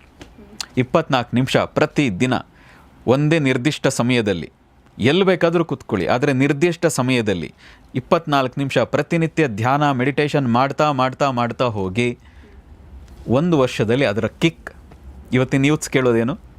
ಕಿಕ್. ಆ ಕಿಕ್ ಬರ್ತದೆ. 1 ತಿಂಗಳಿಗೆ ಬರಲ್ಲ, 2 ತಿಂಗಳಿಗೂ ಬರಲ್ಲ, 6 ತಿಂಗಳಿಗೂ ಸಿಗೋದು ಸ್ವಲ್ಪ ಕಷ್ಟ ಆಗ್ಬೋದು. ಆದರೆ 1 ವರ್ಷ ನಿರಂತರ 24 ನಿಮಿಷ ಸರಿಯಾದ ರೀತಿಯಲ್ಲಿ ಧ್ಯಾನ ಮಾಡ್ತಾ ಇದ್ದೀನಿ ಅಂತ ಕಣ್ಣು ಮುಂದೆ ಹುಡುಗಿಯೋ ಹುಡುಗನೋ ಕಾಣಿಸ್ತಾ ಇರಬಾರ್ದು. ಸರಿಯಾದ ಒಬ್ಬ ಗುರುವಿನ ಮಾರ್ಗದರ್ಶನ ಇಟ್ಕೊಂಡು ಸಾಧನೆ 24 ನಿಮಿಷ ಪ್ರತಿನಿತ್ಯ ಮೆಡಿಟೇಷನ್ ಮಾಡ್ತಾ ಹೋಗಿ 1 ವರ್ಷದಲ್ಲಿ ನಿಮ್ಮ ಮೈಂಡ್ ನೀವು ಊಹಿಸದ ಹಂತಕ್ಕೆ ಹೋಗ್ತದೆ. ನಿಜವಾದ ಕಿಕ್ ಬರೋದು 1 ವರ್ಷದಲ್ಲಿ. ಬಟ್ ನನಗೆ ನಾನೇನಾದರೂ ಈಗ ಮೆಡಿಟೇಷನ್ಗೆ ಕೂತೆ ಅಂದರೆ ಈ ಪ್ರಶ್ನೆ ಬರಬಹುದು, ಇವತ್ತಿರ್ತೀವೋ ನಾಳೆ ಇರ್ತೀವೋ ಗೊತ್ತಿಲ್ಲ, ಈ ಮೆಡಿಟೇಷನ್ ಎಲ್ಲ ಯಾಕೆ ಮಾಡೋದು, ಈ ಸ್ಪಿರಿಚುವಲ್ ಕಡೆಗೆ ಯಾಕೆ ಹೋಗೋದು ಅನ್ನುವಂಥ ಪ್ರಶ್ನೆ ಬಂದೇ ಬರುತ್ತೆ. ಹಾಗಿದ್ರೆ ನಾಳೆಗೂ ಇರ್ತೀನೋ ಇರಲ್ಲ ಒಂದು ಡೌಟ್ ಇದ್ದರೆ ಬ್ಯಾಂಕಲ್ಲಿ ಅಕೌಂಟು ಇಟ್ಕೊಳ್ಳೋದು ಬೇಡ. ಹಾಗಾದರೆ ನಾಳೆಗೆ ಏನು ದುಡಿಲೇಬಾರ್ದು, ಇವತ್ತೇನಿದೆ ಖರ್ಚು ಮಾಡ್ಬಿಟ್ಟು ಆರಾಮಾಗಿರಿ. ಹಾಗೆ ನೀವು ನಿಜಕ್ಕೂ ಅವಾಗಲೂ ಧ್ಯಾನ ಬೇಕಾಗಿಲ್ಲ ಅಲ್ವಾ? ಆ ಕ್ಷಣಕ್ಕೆ ಏನಾದರೂ ನೀವು ಬದುಕದ್ ಮಾತ್ರ, ಇವತ್ತಿಗೆ ಮಾತ್ರ ನಾನು ಬದುಕ್ತೀನಿ ಅನ್ನೋದಿದ್ರೆ ಬ್ಯಾಂಕ್ ಅಕೌಂಟ್ ಇರಬಾರ್ದು, ಸೇವಿಂಗ್ಸ್ ಇರಬಾರ್ದು, ಮನೆ ಕಟ್ಟಿರಬಾರ್ದು, ಏನು ಇರಬಾರ್ದು. ಹಾಗಿರೋದಿದ್ರೆ ಆರಾಮಾಗಿರಿ, ಧ್ಯಾನನೇ ಮಾಡಬೇಡಿ. ನಾನೇ ಹೇಳ್ತೀನಿ, ಧ್ಯಾನ ಮಾಡೋದು ಬೇಡ. ನಿಜ ಆರಾಮಾಗಿರಿ. ಹೌದು, ಯಾಕಂದ್ರೆ ನಾವು ಫ್ಯೂಚರ್ ಅನ್ನ ಎಕ್ಸ್ಪೆಕ್ಟ್ ಮಾಡಿನೇ ಬದುಕ್ತಿರೋದ್ರಿಂದ ಫ್ಯೂಚರ್ಗೋಸ್ಕರ ಈ ಸ್ಪಿರಿಚುವಲ್ ಅನ್ನ ನಾವು ಕನೆಕ್ಟ್ ಮಾಡ್ತಾ ಹೋಗ್ಬೇಕು ಅನ್ನೋದು. ಹೌದು, ಆದ್ರೆ ಅಧ್ಯಾತ್ಮ ಹೇಳೋದು ಇವತ್ತಿನ ಕ್ಷಣನೇ ಬದುಕು ಅಂತ. ಹಾಗಂದ್ಬಿಟ್ಟು ನಾಳೆ ಇಲ್ಲ ಅಂತ ಇಲ್ವಲ್ಲ. ದಟ್ ಮೀನ್ಸ್ ಇದ್ರೆ ಏನು ಮಾಡೋದು? ಈಗ ನೆಕ್ಸ್ಟ್ ಮೂಮೆಂಟ್ ನಾನೇನೋ ತಿನ್ನಬೇಕು, ಏನು ಮಾಡೋದು? ಹಾಗಾಗಿ ನೀವೆಲ್ಲ ಇಟ್ಟೇ ಇರ್ತೀರಿ.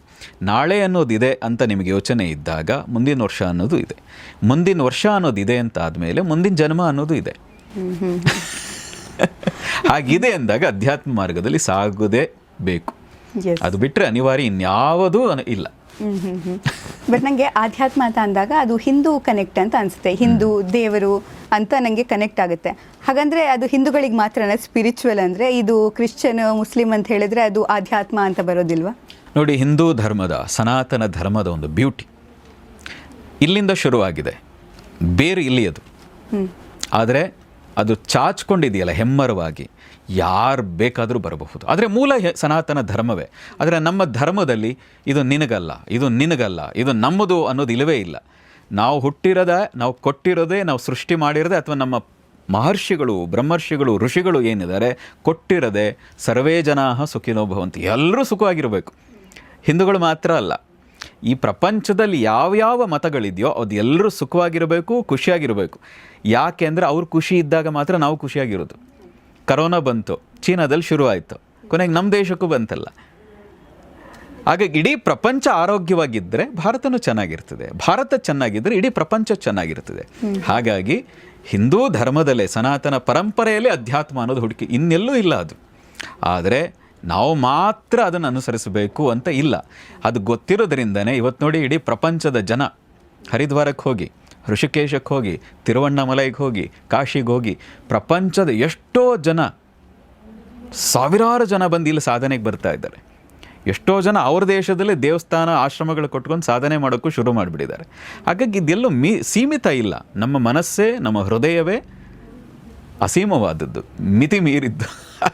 ಸೊ ಇದು ಪರ್ಟಿಕ್ಯುಲರ್ ನಾವು ಕೊಟ್ಟಿರೋದಾದ್ರೂ ಅದು ಎಲ್ಲವೂ ಸನಾತನ. ನೋಡಿ, ಭಗವದ್ಗೀತೆ ಸನಾತನ ಧರ್ಮದಿಂದನೇ ಬಂದದ್ದು, ಯೋಗ ಸನಾತನ ಧರ್ಮದಿಂದನೇ ಹುಟ್ಟಿದ್ದು. ಆದರೆ ಇದು ನಮ್ಮದು ಮಾತ್ರ ಅಂತ ಪೇಟೆಂಟ್ ಅಂತೂ ನಾವು ಮಾಡಿಸಲ್ಲ. ಹೌದು, ಯಾರು ಬೇಕಾದರೂ ಬಳಸ್ಕೋಬೋದು, ಒಳ್ಳೆಯ ರೀತಿಯಾಗಿ ಬಳಸ್ಕೊಂಡು ಬೆಳೆಸ್ಕೊಳ್ಬೋದು. ಇಲ್ಲಿ ಯಾವುದೇ ಥರದ ಕಂಡೀಷನ್ ಇಲ್ಲ. ನಮ್ಮ ಎಲ್ಲ ಋಷಿಗಳು, ವೇದಗಳು, ನಾವು ಅದನ್ನು ಶ್ರುತಿ ಅಂತ ಕರಿತೀವಿ, ಕೇಳಿದ್ದು ಅಂತ. ಅಪೌರುಷಯ ಅದು, ನಾನು ಮಾಡಿದ್ದಲ್ಲ ಅಂತ ಋಷಿಗಳು ಹೇಳೋದು.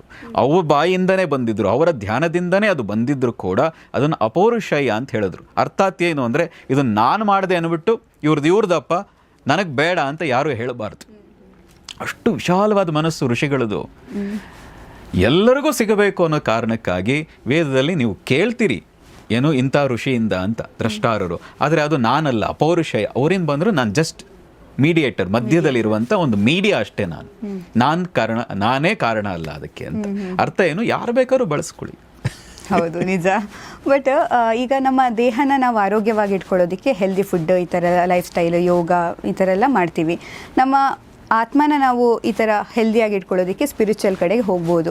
ಈಗ ದೇಹದ ಆರೋಗ್ಯ ನಮ್ಮ ಬದುಕು ಅಂದರೆ ನಾವು ಎಷ್ಟು ಚೆನ್ನಾಗಿ ಇರ್ತೀವಿ ಅನ್ನೋದು ನಿರ್ಧಾರ ಆಗುತ್ತೆ. ಹೆಲ್ದಿ ಫುಡ್ಸ್ ತಿಂದರೆ ನಾವು ಇಷ್ಟು ವರ್ಷ ಬದುಕ್ತೀವಿ, ಓಕೆ, ಚೆನ್ನಾಗಿ ಬದುಕ್ತೀವಿ ಅಂತ. ಹಾಗೆ ಸ್ಪಿರಿಚುವಲ್ ಇದ್ದರೆ ನಮ್ಮ ಆತ್ಮನೂ ಜಾಸ್ತಿ ದಿನ ಬದುಕುತ್ತಾ? ನೋಡಿ, ಒಳ್ಳೆ ಊಟ ಮಾಡಿದಾಗ ದೇಹ ಆರೋಗ್ಯದಿಂದ 50% ಇರ್ತದೆ ಅಷ್ಟೆ. ಫುಲ್ ಫಿಟ್ ಆಗಿರಕ್ಕೆ ಒಳ್ಳೆಯ ಊಟದಿಂದ ಮಾತ್ರನೇ ಸಾಧ್ಯ ಇಲ್ಲ. ಮತ್ತು ಅಧ್ಯಾತ್ಮ ಆತ್ಮನ ಶುದ್ಧಿಯಾಗಿ ಇರಿಸೋದಲ್ಲ. ಆತ್ಮ ಯಾವಾಗಲೂ ಕ್ಲಿಯರ್, ಅದು ಅಶುದ್ಧಿಯಾಗೋದು ಮನಸ್ಸು. ದೇಹ ಫಿಟ್ ಇರೋದು ಎಷ್ಟು ಮುಖ್ಯನೋ ಮನಸ್ಸು ಫಿಟ್ ಇರೋದು ಅಷ್ಟೇ ಮುಖ್ಯ. ದೇಹ ಶುದ್ಧವಾಗಿರೋದು ಎಷ್ಟು ಮುಖ್ಯನೋ ಅದಕ್ಕಿಂತ 100 ಪಟ್ಟು ಆ್ಯಕ್ಚುಲಿ ಶುದ್ಧವಾಗಿರಬೇಕಾದದ್ದು ಮೈಂಡ್, ಮನಸ್ಸು. ಈ ಮನಸ್ಸು ಶುದ್ಧಿ ಆಗೋದಕ್ಕೆ ಅಧ್ಯಾತ್ಮ ಇರುತ್ತೆ. ಯಾವಾಗ ಮನಸ್ಸು ಶುದ್ಧಿಯಾಗಿದೆ, ನೀವು ಒಳ್ಳೆ ಊಟ ಮಾಡದೇ ಇರಿ, ಜಾಸ್ತಿ ದೀರ್ಘಕಾಲ ಬದುಕ್ತೀರಿ. ಯಾಕೆ? ಮನಸ್ಸು ಯಾವಾಗ ಶುದ್ಧಿ ಇದೆ, ಮನಸ್ಸು ಯಾವಾಗ ಒತ್ತಡದಲ್ಲಿಲ್ಲ, ಮನಸ್ಸು ಯಾವಾಗ ಹ್ಯಾಪಿ ಆಗಿದೆ, ದೀರ್ಘಕಾಲ ಬದುಕ್ತೀರಿ. ನಾವೆಲ್ಲ ಎಷ್ಟೋ ವರ್ಷಗಳ ಕಾಲ ಒಂದು ಹೊತ್ತು ಊಟ ಮಾಡ್ಕೊಂಡಿದ್ವಿ, ನಮಗೆ ಇವತ್ತಿಗೂ ಗ್ಯಾಸ್ಟ್ರಿಕ್ ಇಲ್ಲ. ಐ ಆಮ್ ಹ್ಯಾಪಿ, ಏನು ಎನರ್ಜಿ, ಸಾವಿರಾರು ಜನಕ್ಕೆ ಆರೋಗ್ಯ ಕೊಡುವಷ್ಟು ಎನರ್ಜಿ ಇದೆ. ಒಂದೊತ್ತು ಊಟ ಮಾಡಿನೂ ಅಷ್ಟು ಎನರ್ಜಿ ಎಲ್ಲಿಂದ ಬರ್ತಾ ಇತ್ತು, ಅವಾಗಲಿಂದನೂ ಇದೆ. ಈಗ ಬಿಡಿ, ಎಲ್ಲ ಥರದ್ದು ಊಟ ಮಾಡ್ಬೋದು, ಸಿಗ್ತಾ ಇದೆ. ಆದರೆ ಏನೂ ಸಿಗದೇ ಇದ್ದಾಗಲೂ ಅಷ್ಟು ಎನರ್ಜಿಯಿಂದ ಎಲ್ಲಿತ್ತು ಅಂದರೆ ಅಧ್ಯಾತ್ಮದಿಂದ ನನ್ನ ಮನಸ್ಸು ಶಾಂತವಾಗಿತ್ತು, ನಿರಾಳವಾಗಿತ್ತು, ಒಳ್ಳೆಯ ಯೋಚನೆಯನ್ನೇ ಮಾಡ್ತಾ ಇತ್ತು. ಆ ಮೈಂಡಿಗೆ ಒಳ್ಳೆ ಎಕ್ಸಸೈಸ್ ಆಗ್ತಾ ಇತ್ತು. ಒಳ್ಳೆ ಎಕ್ಸಸೈಸ್ ಯಾವುದು? ಪ್ರಾಣಾಯಾಮ. ಒಳ್ಳೆ ಎಕ್ಸಸೈಸ್ ಯಾವುದು? ಧ್ಯಾನ. ಒಳ್ಳೆಯ ಪಾಸಿಟಿವ್ ಚಿಂತನೆ, ಯೋಚನೆ. ಹಿಂಗೆ ಮಾಡಿದ ಕಾರಣಕ್ಕೆ ನನ್ನ ದೇಹನೂ ಆರೋಗ್ಯದಿಂದಿದೆ. ಕೇವಲ ಊಟದಿಂದ ದೇಹ ಆರೋಗ್ಯದಿಂದ ಇರಲ್ಲ, ಒಳ್ಳೆಯ ಯೋಚನೆಯೂ ಇರಬೇಕು.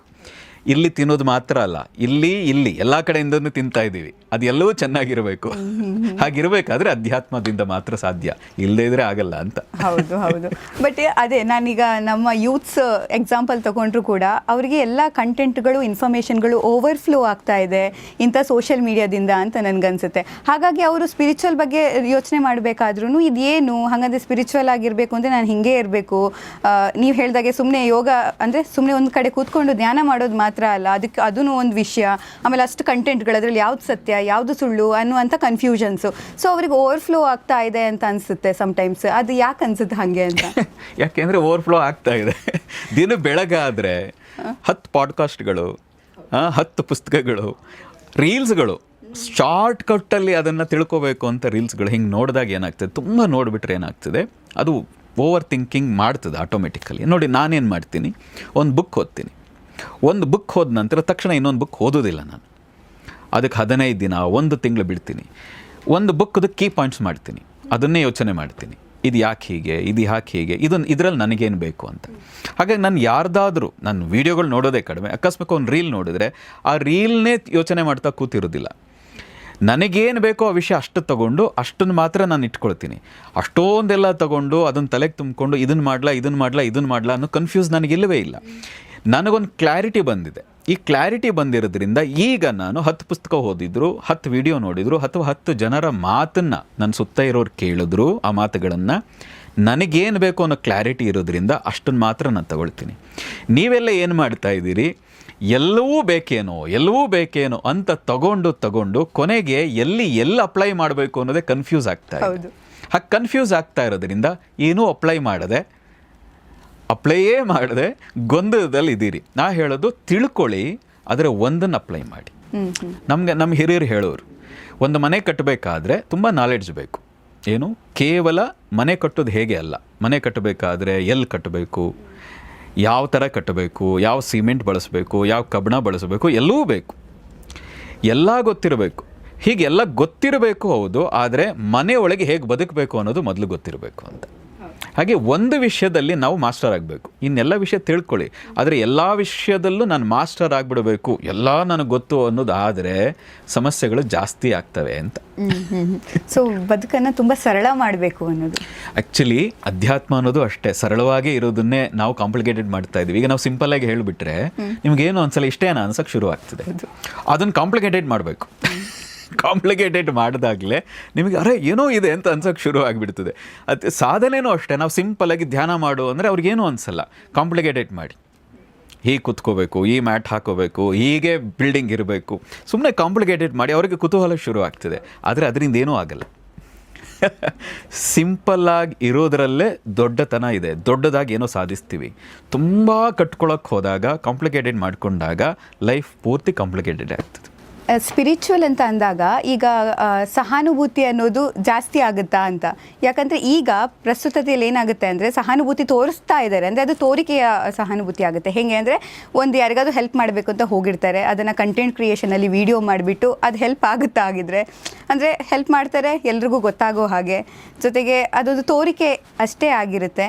ಸೊ ಆ ತೋರಿಕೆ ಇಲ್ಲದೆ ಸಹಾನುಭೂತಿಯಿಂದನೇ ಸಹಾಯ ಮಾಡೋದಕ್ಕೆ ಸ್ಪಿರಿಚುಯಾಲಿಟಿ ಎಷ್ಟು ಹೆಲ್ಪ್? ಇಲ್ಲ, ಸಹಾನುಭೂತಿ ಅನ್ನೋ ಶಬ್ದ ಅಷ್ಟು ಒಳ್ಳೆಯದಲ್ಲ. ಆದರೆ ನಮ್ಮಲ್ಲಿ ಸಹಜವಾಗಿ ಮನುಷ್ಯನೊಳಗೆ ಕರುಣೆ, ದಯೆ, ಪ್ರೀತಿ ಅನ್ನೋದು ಇರಬೇಕು. ಎಲ್ಲದರ ಮೇಲೂ ಇರಬೇಕು ಕರುಣೆ, ದಯೆ, ಪ್ರೀತಿ ಅನ್ನೋದು. ಸಹಾನುಭೂತಿ ಅಂದರೆ ನಾವು ಯಾವ ದೊಡ್ಡ ಶಕ್ತಿವಂತರು ಸೃಷ್ಟಿ ಮಾಡಿ ನಾವೇನು ತೊಗೊಂಡು ಹೋಗಿ ಅವ್ರಿಗೇನು ಕೊಡೋಕ್ಕಾಗಲ್ಲ. ಆದರೆ ನೋಡಿ, ಅಧ್ಯಾತ್ಮದಿಂದ ಏನಾಗ್ತದೆ, ನೀವು ಕಪಟದಿಂದ ಯಾವುದೋ ವಿಡಿಯೋ ನೋಡಿ ಅಥವಾ ವಿಡಿಯೋಗಾಗಿ ನೀವು ಕೊಟ್ಟರೆ ನಿಮ್ಮ ದೇಹ, ನಿಮ್ಮ ಮನಸ್ಸೇ ಹೇಳ್ತಾ ಇರ್ತದೆ ನೀನು ಅಲ್ಲಿಗೋಸ್ಕರ ನೀನು ಮಾಡ್ತಾ ಇದ್ದಿ ಅಂತ. ಒಳಗೆ ಅಂತರಂಗ ಅಂತ ಏನು ಕರಿತೀವಲ್ಲ, ಅದಲ್ಲ, ನಿಮ್ಮ ಪ್ರತಿ ಸೆಲ್ಸ್ಗಳೇ ನಿಮಗೆ ಚುಚ್ಚೋಕ್ಕೆ ಶುರು ಮಾಡ್ತವೆ. ನಿಮ್ಮ ಹಾರ್ಮೋನ್ಸ್ಗಳೇ ರಿಯಾಕ್ಟ್ ಮಾಡ್ತವೆ. ನಿಮಗೆ ಸೂಕ್ಷ್ಮರಾದರೆ ನಿಮ್ಗೆ ಗೊತ್ತಾಗ್ತದೆ ನೀನು ಮಾಡ್ತಾ ಇರೋದು ತಪ್ಪು, ನೀನು ಬಹಳ ಅಯೋಗ್ಯ ಇದ್ದಿ ಅನ್ನೋ ರೀತಿಯಲ್ಲಿ ದೇಹವೇ ರಿಯಾಕ್ಟ್ ಮಾಡ್ತದೆ. ಅದರ ಅಧ್ಯಾತ್ಮ ಏನಾಗ್ತದೆ, ನಾನು ಒಂದು ಶಬ್ದ ಬಳಸ್ತಾ ಇರ್ತೀನಿ. ಅಧ್ಯಾತ್ಮ ಅಂದ್ರೇನು, ನನ್ನೋಳು ಎಲ್ಲರೋಳು ನಾನು ಕಾಣೋದೇ ಅಧ್ಯಾತ್ಮ. ನಾನು ಬೇರೆ ಅಲ್ಲ, ನೀವು ಬೇರೆ ಅಲ್ಲ, ಎಲ್ಲರೊಳಗಿರೋ ಚೈತನ್ಯ ಒಂದೇ. ಹಾಗಾಗಿ ನನ್ನೋಳು ಎಲ್ಲರೂ ನನ್ನ ಜೊತೆ, ನನ್ನಲ್ಲೇ ಇದ್ದಾರೆ ಅನ್ನೋ ಭಾವ, ನಾನು ಎಲ್ಲರಲ್ಲೂ ಇದ್ದೀನಿ ಅನ್ನೋ ಭಾವ. ನೀವು ಯಾರಿಗೆ ದುಃಖ ಕೊಡ್ತೀರಿ, ಯಾರಿಗೆ ಮೋಸ ಮಾಡ್ತೀರಿ, ಯಾರಿಗೆ ನೋವು ಕೊಡ್ತೀರಿ ಅಷ್ಟೇ ಅಲ್ಲ. ನಾನು ಊಟ ಮಾಡಬೇಕಾದ್ರೂ ಅನ್ನಿಸ್ತದೆ, ಹಿಂದಿನೂ ಒಂದಿದೆ, ಹಿಂದೆ ನಮ್ಮ ಪದ್ಧತಿಯೂ ಇದೆ. ಯಾರಿಗಾದರೂ ಅತಿಥಿಗೆ ಬಡಿಸಿ ಆ ತಿಥಿ ಅಂದರೆ ದಿನ ಇಲ್ಲದೆ ಹೇಳದೆ ಕೇಳದೆ ಬರೋವ್ರಿಗೆ ಅತಿಥಿ. ಈಗ ಹೇಳಿ ಅಪಾಯಿಂಟ್ಮೆಂಟ್ ತೊಗೊಂಡೇ ಬರಬೇಕು ನಿಮ್ಮ ಮನೆಗೆ ಬರಬೇಕಾದ್ರೂ. ಹಂಗಾಗ್ಬಿಟ್ಟಿದೆ. ಫ್ರೆಂಡ್ಸ್ ಭೇಟಿ ಮಾಡಬೇಕಾದ್ರೂ ಫೋನ್. ಅವೆಲ್ಲ ಹಿಂದೆ ಹೋಗ್ಬಿಟ್ಟು ಹೆಸರು ಹೇಳಿದೆ ಬಾರೋ ಹೋಗೋಣ ಅಂದರೆ ಮುಗೀತು. ಈಗ ಫೋನ್ ಮಾಡಿ ಬರ್ತೀಯೇನೋ, ಟೈಮ್ ಇದೆಯಾ, ಏನು ತೊಂದರೆ ಇಲ್ವಾ, ಬ್ಯುಸಿ ಇಲ್ಲ ತಾನೇ ಅಂತ ಕೇಳಿಬಿಟ್ಟು ಹೋಗ್ತಾ ಇರೋದು. ಹಿಂದೆ ಹಂಗಿರಲಿಲ್ಲ. ಅಷ್ಟು ನಮ್ಮ ಮನಸ್ಸು ಹಂಚ್ಕೊಂಡ್ಬಿಟ್ಟಿದ್ವು, ಬೇರೆ ಬೇರೆ ಇಲ್ಲ ಅಂತ. ಹಾಗಾಗಿ ನಿಮ್ಮ ಒಳಗೆ ಹಿಂದೆಯಿಂದ ಏನು ಬಂದಿದೆ, ಯಾರಾದ್ರೂ ಒಬ್ರಿಗೂ ಊಟ ಹಾಕಲೇಬೇಕು ಅಂತ ಹೇಳದೆ ಕೇಳದೆ ಬಂದು ಊಟ ಅವರಿಗೆ ಬಡಿಸುವಷ್ಟು ನಮಗಿರಬೇಕು ಅಂತ ಸಹಜವಾಗಿತ್ತು. ನಿಂಗೆ ಏನೋ ಕರುಣೆ, ಏನೋ ಸಹಾಭೂತಿ ಏನೂ ಇಲ್ಲ. ನಾವು ಮನೆಯಲ್ಲಿ ನಾವು ಹಿರಿಯರೆಲ್ಲ ಕೇಳ್ತೀವಿ, ಏನೇ ಇರಲಿ ಅವರಲ್ಲಿ ಮೈಲಿಗೆ ಏನೇ ಇರಲಿ, ಯಾರಾದರೂ ಬಂದು ಭಿಕ್ಷೆಗೆ ಊಟದ ಟೈಮಿಗೆ ಬಂದರೆ ಊಟ ತಗೊಂಡು ಹೋಗಿ ಇರೋದನ್ನು ಕೊಡ್ತಾ ಇದ್ದದ್ದು ನಾವು ನೋಡಿದ್ದೀವಿ. ಎಷ್ಟೋ ಹಳ್ಳಿಗಳಲ್ಲಿ ನೋಡಿದ್ವಿ. ಅದನ್ನೇನೋ ದೊಡ್ಡ ದಯೆ, ಕರುಣೆ, ಅದು ರೀಲ್ ಮಾಡಬೇಕು ಏನೂ ಇರಲಿಲ್ಲ. ಯಾಕೆ ಅಂತ ಹೇಳಿದ್ರೆ ನಮ್ಮ ಜೀವನದಲ್ಲಿ, ನಮ್ಮ ಭಾರತೀಯ ಪರಂಪರೆಯಲ್ಲಿ, ನಮ್ಮ ಸನಾತನ ಧರ್ಮದಲ್ಲಿ ಸಹಜವಾಗಿ ನನ್ನಂತೆ ಎಲ್ಲರೂ ಅನ್ನೋದು ಸಹಜವಾಗಿ ಬಂದ್ಬಿಟ್ಟಿದೆ. ಹಾಗಾಗಿ ಅಧ್ಯಾತ್ಮ ಅಂದರೆ ಭಾಳ ಸುಲಭ. ನನ್ನಲ್ಲಿ ಎಲ್ಲರೂ, ಎಲ್ಲರೊಳ ನಾನು. ಹಾಗಾಗಿ ಯಾರಾದರೂ ಹಸ್ಕೊಂಡಿದ್ರೆ ನಾನು ರೀಲ್ಗೆ ಮಾಡಿಕೊಳ್ಳೋಕ್ಕೋಸ್ಕರ ಕೊಡೋಕ್ಕೆ ಸಾಧ್ಯವೇ ಇಲ್ಲ. ಹಾಗೆ ಕೊಟ್ಟರೆ ನಮ್ಮ ಮನಸ್ಸಾಕ್ಷಿ ಅದನ್ನು ಒಪ್ಪೋದೇ ಇಲ್ಲ. ಹಾಗೆ ಯಾರೂ ಮಾಡಬೇಡಿ. ಇನ್ನೊಂದು ಏನಾಗಿಬಿಡ್ತದೆ, ಯಾವುದೋ ನಾಯಿ ಅಥವಾ ಇನ್ಯಾವುದೋ ಪಕ್ಷಿ ನಾನು ಕಾಪಾಡದೆ ಅಂಥೇಳಿ ರೀಲ್ ಮಾಡಿ, ಕೆಲವರು ಅದನ್ನು ಹಾಗೆ ನದಿಗೆ ತಳ್ಳಿಬಿಟ್ಟೆ ಕಾಪಾಡದೆ ಅಂತ ರೀಲ್. ಯಾಕೆಂದರೆ ವ್ಯೂಸ್ ಜಾಸ್ತಿ ಆಗ್ತದೆ. ನಾನು ಹೇಳೋದು, ಆ ರೀತಿ ಯಾರಿಗೋ ಊಟ ಕೊಡುವಂಥ ರೀಲ್ಸ್ ಇದೆಯಲ್ಲ, ಯಾವುದೋ ಪ್ರಾಣಿ ಕಾಪಾಡೋ ರೀಲ್ಸ್ ಇದೆಯಲ್ಲ, ಅದನ್ನು ನೋಡಲೇಬೇಡಿ ಅಂತ. ನೀವು ಜಾಸ್ತಿ ನೋಡಿದ್ರೆ ಜಾಸ್ತಿ ಜನ ಇದನ್ನು ವ್ಯೂ ಮಾಡ್ತಾರೆ ಅಂತ ಅದನ್ನು ಮಾಡೋಕ್ಕೆ ಆ ರೀತಿ ಪ್ರಾಣಿಗಳಿಗೆ ಹಿಂಸೆ ಕೊಡೋದು ನಡೀತಾ ಇದೆ. ಇದು ಹಾಗೆ ಮಾಡಬೇಡಿ. ನಿಮ್ಮಂತೆ ಅದು ಕೂಡ ಯಾವುದೇ ಪ್ರಾಣಿ, ಪಕ್ಷಿ, ಮನುಷ್ಯ ಯಾರೇ ಇರಲಿ, ನೀವೇನು ಊಟ ಮಾಡ್ತಾ ಇದ್ದೀರಿ ಅದು ಒಂದು ತುತ್ತು, ಒಂದು ಭಾಗ ಬೇರೆಯವ್ರಿಗೆ ಹಂಚೋದನ್ನು ಕಲೀರಿ. ಹೌದು, ದಾನ ಮಾಡೋದು ಅಲ್ಲ, ಕೊಡೋದನ್ನು ಕಲೀರಿ, ಹಂಚೋದು ಕಲಿ. ನಮ್ಮ ಚಿಕ್ಕ ವಯಸ್ಸಲ್ಲಿ, ಇವತ್ತೆಲ್ಲ ಕಡಿಮೆ ಆಗಿಬಿಡಿದೆ, ಯಾಕೆಂದ್ರೆ ಒಬ್ಬೊಬ್ಬೇ ಮಗು. ಚಿಕ್ಕ ವಯಸ್ಸಲ್ಲಿ ಏನಾಗ್ತಿತ್ತು, 4-5 ಜನ ಮನೇಲಿ ಇರ್ತಾಯಿದ್ರು. ಅಪ್ಪ ತನ್ನ ಚಾಕ್ಲೇಟ್ ಕೊಟ್ಟರೆ ಒಬ್ರನ್ನ ಕೈಯಲ್ಲಿ ಕೊಟ್ಬಿಟ್ಟು ಕೊಡು, ಅವನು ಕೊಡು, ಅಣ್ಣಂಗೆ ಕೊಡು, ಅಕ್ಕಂಗೆ ಕೊಡು, ತಂಗಿಗೆ ಕೊಡು, ಕೊನೆಗೆ ನನಗೂ ಕೊಡು ಅನ್ನೋರು. ಹಂಚೋದನ್ನು ಕಲಿಸೋರು. ಈಗ ಏನು ಮಾಡಿದ್ದೀರಿ, ಬಚ್ಚಿ ಇಡೋದನ್ನು ಕಲಿಸಿದ್ದೀರಿ.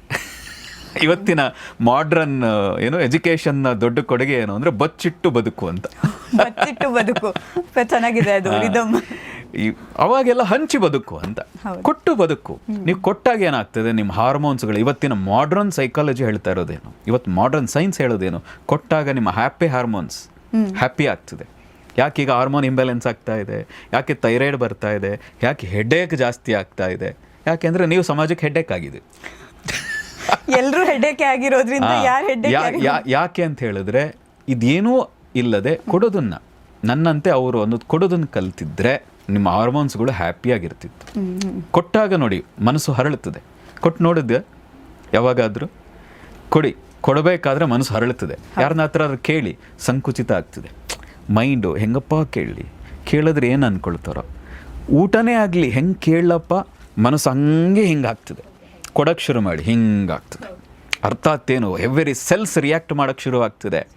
ನಿಮ್ಮ ಜಂಜಿಗಳಿಗೆ ಸೈನ್ಸ್ ಮೂಲಕನೇ ಹೇಳೋದು. ಹೀಗೆ ಕೊಡಕ್ಕೆ ಹೋದಾಗ ನಿಮ್ಮ ಇಡೀ ಶರೀರ ಹರಳುತ್ತದೆ, ಮನಸ್ಸು ಹರಳುತ್ತದೆ. ಅರ್ಥಾತ್ತೇನು, ನಿಮ್ಮ ಹೆಲ್ತ್ ಕೂಡ ಬೆಳೀತಾ ಇದೆ, ನಿಮ್ಮ ಹಾರ್ಮೋನ್ಸ್ ಕೂಡ ಚೆನ್ನಾಗಿ ಖುಷಿಯಾಗಿದೆ. ಅರ್ಥಾತ್ ಇನ್ನೆಲ್ಲವೂ ಚೆನ್ನಾಗಿ ಆಗ್ತಾ ಹೋಗ್ತದೆ. ಆಗ ಕೊಡೋದ್ರಲ್ಲಿರೋ ಸುಖ ಬಚ್ಚಿಡೋದ್ರಲ್ಲಿ ಇಲ್ಲ. ಮತ್ತು ರೀಲ್ಸ್ ಮಾಡೋದ್ರಲ್ಲಂತೂ ಖಂಡಿತ ಇಲ್ಲ. ರೀಲ್ಸ್ ಬೇರೆದಕ್ಕೆ ಮಾಡಿ, ಖುಷಿಯಾಗಿರೋದಕ್ಕೆ ಮಾಡಿ, ಡ್ಯಾನ್ಸ್ ಮಾಡಿ. ಆದರೆ ಊಟ ಕೊಡೋದನ್ನು, ಪ್ರಾಣಿಗಳನ್ನು ರಕ್ಷಣೆ ಮಾಡೋದನ್ನು ರೀಲ್ಸ್ ಮಾಡಿ ಅದರಿಂದಾಗಿ ಇನ್ನೇನು ಸಾಧಿಸಕ್ಕೆ ಹೋಗಬಾರ್ದು. ಅಂದರೆ ಬೇರೆಯವರ ದುಃಖನ ನಾವು ಬಳಕೆ ಮಾಡಬಾರ್ದು, ಮಾಡಲೇಬಾರ್ದು ಅದನ್ನು. ಆದರೆ ಒಂದು ಏನಾಗ್ಬಿಡುತ್ತೆ, ಸಮ್ ಟೈಮ್ ಅಧ್ಯಾತ್ಮ ಮಾರ್ಗದಲ್ಲಿ ಹೋಗ್ತಾ ಇದ್ದರೆ ಸಹಜವಾಗಿ ಕರುಣೆ ಅನ್ನೋದು, ಪ್ರೀತಿ ಅನ್ನೋದು ಬಂದು ನೀವು ಏನನ್ನೂ ನೋಡಲ್ಲ, ಯಾವ ಕ್ಯಾಮ್ರಾ, ಯಾವ ಮೊಬೈಲ್ ನೋಡಲ್ಲ, ಹಾಗೆ ಎತ್ತು ಕೊಟ್ಬಿಡ್ತೀರಿ ನೀವು. ಅಧ್ಯಾತ್ಮದ ಒಂದು ದೊಡ್ಡ ಗುಣ ಗೊತ್ತಿಲ್ಲದೆ ನಮ್ಮಲ್ಲಿ ಬರಕ್ಕೆ ಶುರು ಆಗಿಬಿಡ್ತದೆ ಅದು. ನಿಜ. ಇವತ್ತು ನಮ್ಮ ವೀಕ್ಷಕರಿಗೂ ಜೊತೆಗೆ ನನಗೂ ಬಹಳಷ್ಟು ವಿಷಯ ಗೊತ್ತಾಯಿತು. ಆ್ಯಂಡ್ ಸ್ಪಿರಿಚುವಲ್ ಅನ್ನ ನೀವು ಹೇಳಿದಾಗೆ ಅದನ್ನು ನಾವು ಬೇಕು ಅಂತಲೇ ಬಂಡೆ ಅಂತ ಮಾಡೋದು, ಆ್ಯಕ್ಚುಲಿ ಅದು ಬಂಡೆ ಅಲ್ಲ, ಅದು ತುಂಬಾ ಸಿಂಪಲ್. ಆದರೆ ಆ ಮಾರ್ಗದಲ್ಲಿ ಹೋಗೋದಕ್ಕೆ ಧೈರ್ಯ ಅಂತೂ ಬೇಕು. ಯಾಕೆಂದರೆ ನಿರಂತರವಾಗಿ ಒಂದೇ ಮಾರ್ಗದಲ್ಲಿ ಹೋಗೋದಿದೆಯಲ್ಲ, ಮನುಷ್ಯನಿಗೆ ಒಂದೇ ಥರ ಊಟ ಮಾಡಿ ಅಭ್ಯಾಸ ಇಲ್ಲ, ಒಂದೇ ಥರ ಬದುಕಿ ಅಭ್ಯಾಸ ಇಲ್ಲ. ಅಧ್ಯಾತ್ಮ ಅಂದರೆ ಒಂದೇ ರೀತಿಯ ಸಾಧನೆ ಪ್ರತಿನಿತ್ಯ ಮಾಡ್ತಾ ಹೋಗಬೇಕು, ಒಂದೇ ಥರದ ಮೆಡಿಟೇಷನ್ ಪ್ರತಿನಿತ್ಯ ಮಾಡ್ತಾ ಹೋಗಬೇಕು. ಹಾಗಾಗಿ ಇದಕ್ಕೆ ಧೈರ್ಯ, ಶ್ರದ್ಧೆ, ತಾಳ್ಮೆ, ಸಂಯಮ 3 ಇರಲೇಬೇಕು. ಖಂಡಿತ ಧೈರ್ಯ, ಶ್ರದ್ಧೆ, ತಾಳ್ಮೆ, ಸಂಯಮ ನಮ್ಮ ಜೊತೆಗಿದ್ರೆ ಖಂಡಿತವಾಗ್ಲೂ ನಾವು ನಮ್ಮನ್ನ ಕಂಡ್ಕೊಳ್ಳೋದಕ್ಕೆ ಸಾಧ್ಯ ಆಗುತ್ತೆ. 100%. ನಿಜ ತುಂಬ ಒಳ್ಳೆ ಮಾತುಗಳನ್ನು ಆಡಿದ್ರೆ ಆ್ಯಂಡ್ ತುಂಬ ಕನೆಕ್ಟಿವ್ ಕೂಡ, ಯಾಕಂದರೆ ಜೆನ್ಸಿಗಳಿಗೆ ತುಂಬ ಈಸಿಯಾಗಿ ಅರ್ಥ ಆಗುವಂತಹ ಮಾತುಗಳು. ನನಗೆ ಅರ್ಥ ಆಗಿದೆ ಅಂದರೆ ಎಲ್ರಿಗೂ ಅರ್ಥ ಆಗೇ ಆಗುತ್ತೆ ಅನ್ನೋದು. ಧನ್ಯವಾದಗಳು ಗುರುಗಳೇ. ನಿಮಗೂ ಕೂಡ ನಿಮ್ಮನ್ನು ಕಂಡುಕೊಳ್ಳುವಂತಹ ಮನಸ್ಸಿದ್ರೆ ನೀವು ಸ್ಪಿರಿಚುವಲ್ ಕಡೆ ಹೋಗ್ಬೋದು. ಬಟ್ ಅದೇನು ನೀವು ಹೋಗಲೇಬೇಕು ಅನ್ನೋಂಥದ್ದಲ್ಲ. ಅದು ಅವರಿಗೆ ಕನೆಕ್ಟ್ ಆದರೆ, ನಿಮಗೆ ಮಾಡಬೇಕು ಅಂತ ಅನಿಸಿದ್ರೆ, ನೀವು ಅದ್ರ ಜೊತೆ ಬದುಕಬೇಕು ಅಂತ ಇದ್ದರೆ ಖಂಡಿತವಾಗ್ಲೂ ಆ ಒಂದು ಸ್ಪಿರಿಚುವಲ್ ಶಕ್ತಿಯನ್ನು ನೀವು ಕೂಡ ಪಡ್ಕೋಬಹುದು ಅನ್ನುವಂಥ ವಿಚಾರವನ್ನು ಹೇಳ್ತಾ, ನಿಮಗೆ ಈ ವಿಡಿಯೋ ಇಷ್ಟ ಆದರೆ ಲೈಕ್ ಮಾಡಿ, ಶೇರ್ ಮಾಡಿ, ಕಮೆಂಟ್ ಮಾಡಿ. Thank you.